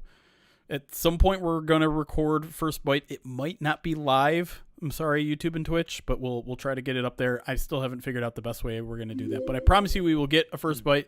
I'm almost certain we're gonna get our good friend Arif Hassan, because Arif is my favorite guest that we get. I know I'm not supposed to announce favorites, but Arif is my favorite, so we'll make sure that gets up in one way or the other, and yeah, we'll have all the content that you need. I will be working like doubles coming up, so like we'll see where I'm around, but we'll be keeping you company through the holidays. I get 2 straight weeks off. That's right, Teach. All right, Ryan's running the podcast for the next 2 weeks. You be careful what you wish for. Oh God, let's get out of here on that note. At Chris Perfett, at Detroit Online, at Ryan_POD. We will see you Starside. Recording stopped. I definitely don't have a favorite in chat. Yeah, you do. I have several least favorites, though. One of them is probably Indigo. Before I forget, there were a bunch of alerts that I needed to get to that I forgot to before we got out of break. I just realized I saw all the people in chat. Sorry, that I'm just scrolling back for the Stop It Ryan PTSD. Yeah. You know Ryan. What you're doing. You know what you're doing. Ryan. Did you know you were doing that? Because I saw everyone like, get Ryan to shut up, and I'm like, wait, he's making a point. You have to wait for him to finish the point. I'm getting to the good part. Now back to the good part. Ooh. I mean, your favorite really is the real Kyle. Chargers Kyle. Diedemann Catania. I can't say it still. By the way, if anyone recognizes now back to the good part and knows what that's from, you're my favorite. All right, where was I on the alerts? Let me get to it before I forget. Nick the Geek 100 bits. I'm not going to read your DeAndre Swift comment, but it kind of made me giggle. I'm not going to lie. Space Kataz, which I believe is an Aqua Teen Hunger Force reference. 24 months subscribed to the channel. 2 years, that is. Go Loins. Nick the Greek. Go Loins. 196 Go more Loins. bits. Asks who outed Chris as a furry. And then said Chris Perfett's grandfather was Irish for some reason. Charles McLean. Oh, we got another membership. Or did I already read yours? I don't know if I did or didn't. Either way, Charles McLean, thank you for becoming a member over on YouTube. You're either our second or third. I can't remember if I already read yours or not. Big Z Dubs is I do have a favorite chatter, and it's Big Z Dubs now because he got the reference. David Reinford, 100 bits, says Chris Perfett enjoys eating at Olive Garden. Chris Perfett enjoys eating at Chris Olave Garden. Chris Olave Garden. Before he goes to the Saints games. I was going to say, shout out to one of the guys in the POD in one of the 2 fantasy football leagues who, the other thing you can do with Olave's name, Olave, auto parts. No. Now I'm going to have that jingle stuck in my head. I thought you were going to go the song The Right Stuff. Olave.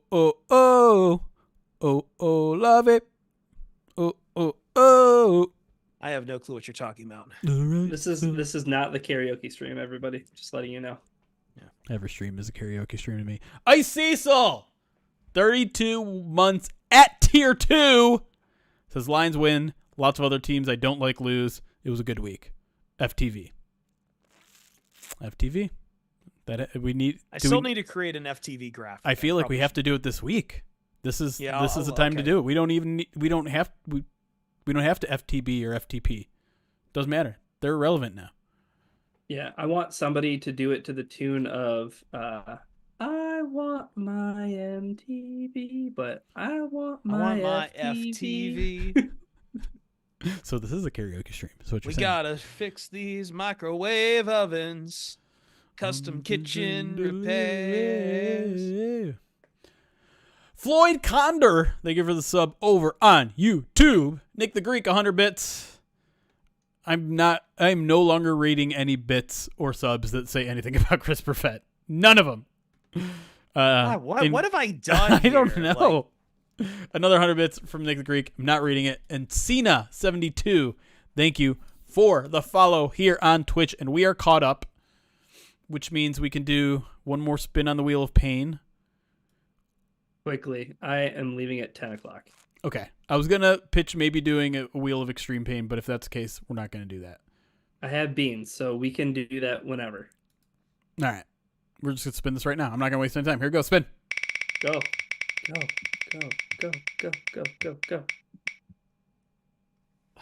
Whipped cream again? Do we want that? Chat, tell them yes, we want that. I'll respin if you guys want me to respin. We want pugs. All right, everyone's saying boo. No one wants it. All right, respin. Done. Oh. All right, you got your wish. I'm eating some bugs. Oh, look at that. Asking, ye shall receive. There you go. All right, we'll do what we do each time. I'm going to eat 2 crickets. You guys get to choose the flavors. Bug Sorry, RJ. flavor. Little nighttime snack. Little nighttime snacky poo. Salt, vinegar. Whoops. Sour cream onion. All right, there you go. Pulls up. You got 1 minute to vote. The whipped cream is not peanut butter flavored. It's ready whip. Peanut butter flavored?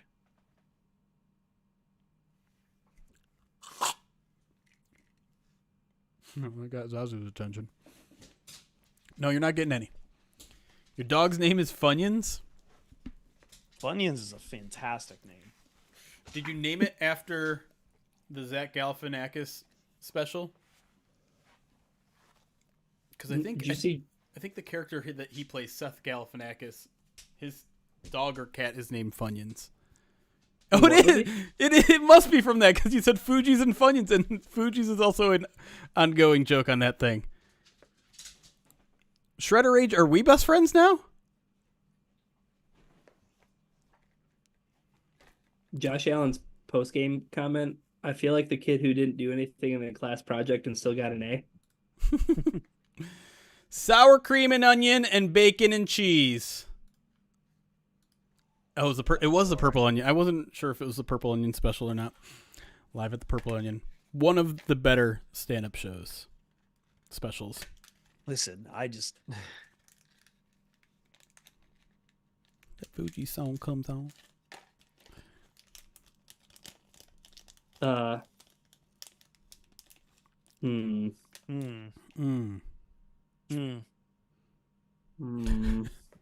right, we're down to 7 more spins on the Wheel of Pain. Here's the bacon and cheese cricket. Oh wait, you guys want to go full screen again? Why isn't that? Do you know what the opening line is for Lions Vikings? I do, or I did. It's actually What is gone it? down recently. What did it open at? 4.5. Oh my gosh. Vikings 4.5 or Lions? Lions, yeah. I don't...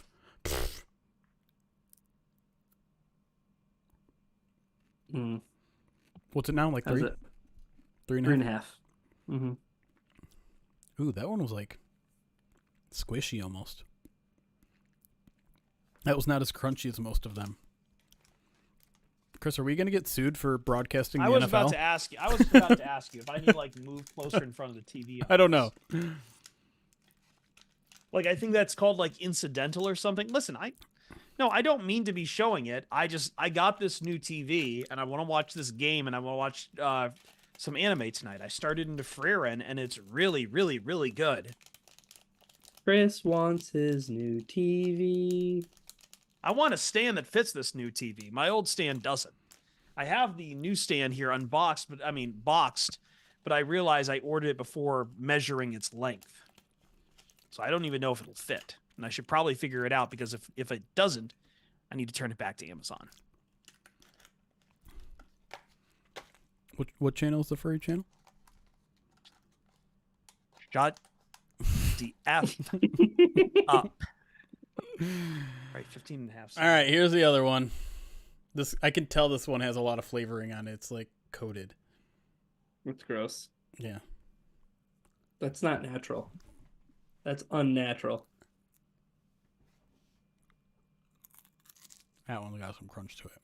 And some flavor. And you do this on the what night of Hanukkah is this?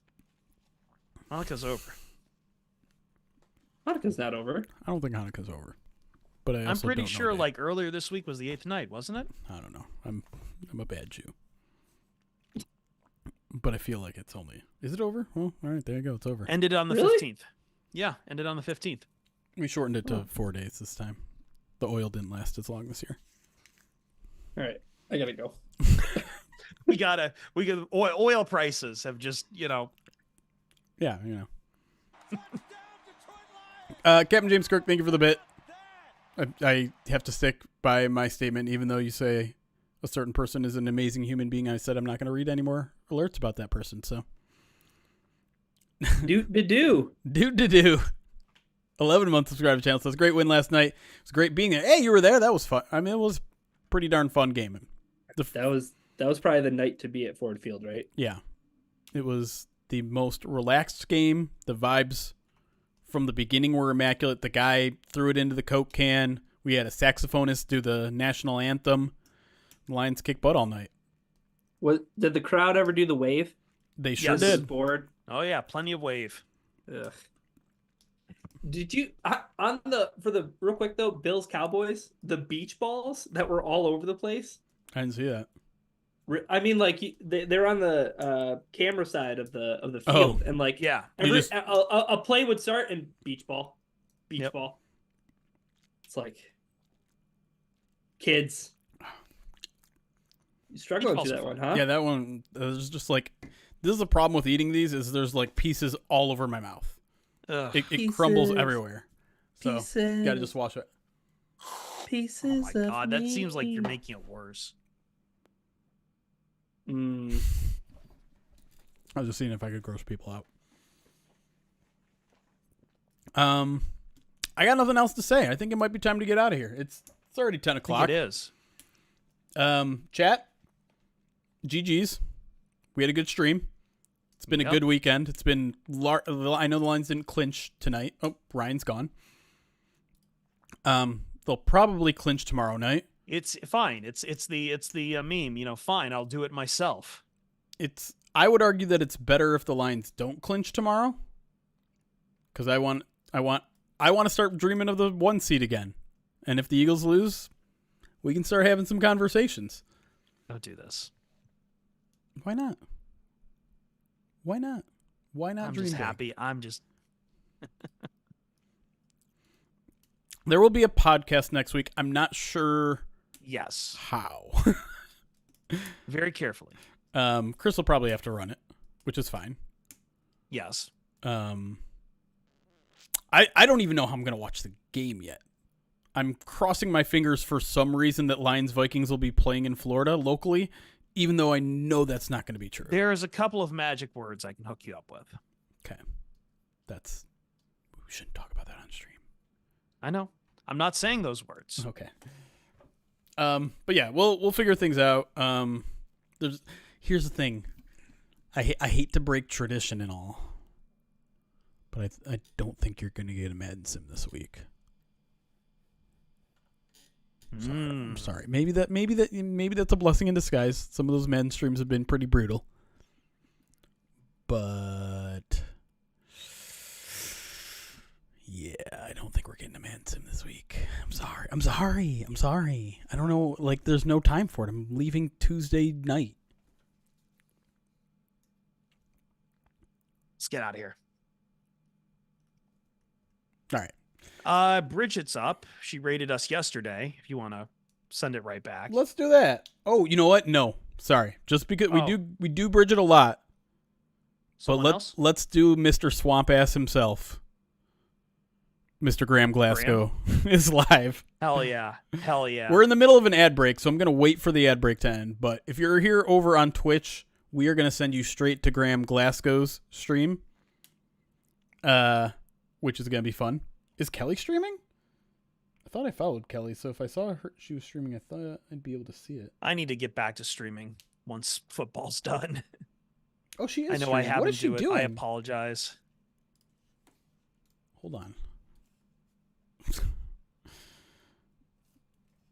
You know what I need to do? Because I've been very bad about video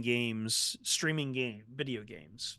Yeah. But I have way too many video games now, and someone told me that there is now this like backlog challenge that people are doing to try to finish 1 game a month next year. I have more than enough games to fill out a backlog challenge.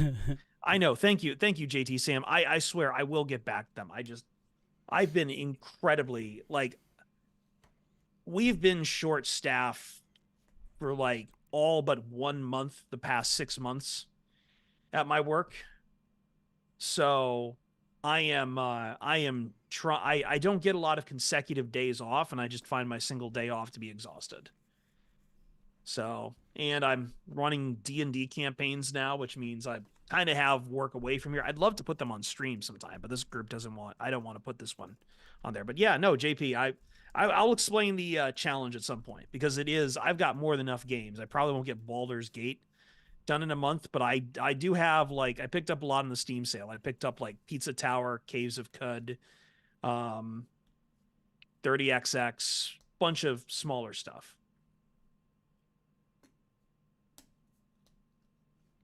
There you go.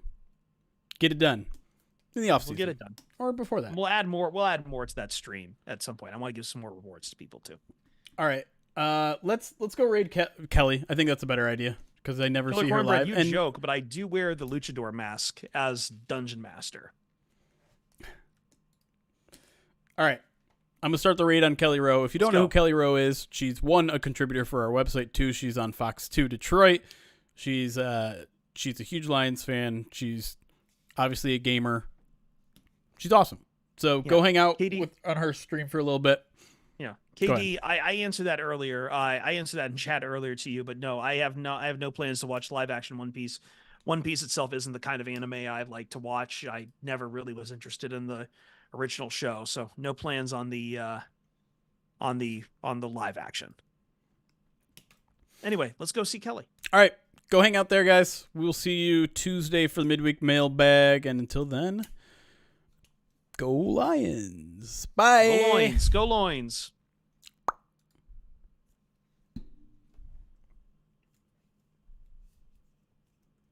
Okay. Just make sure God. that goes through.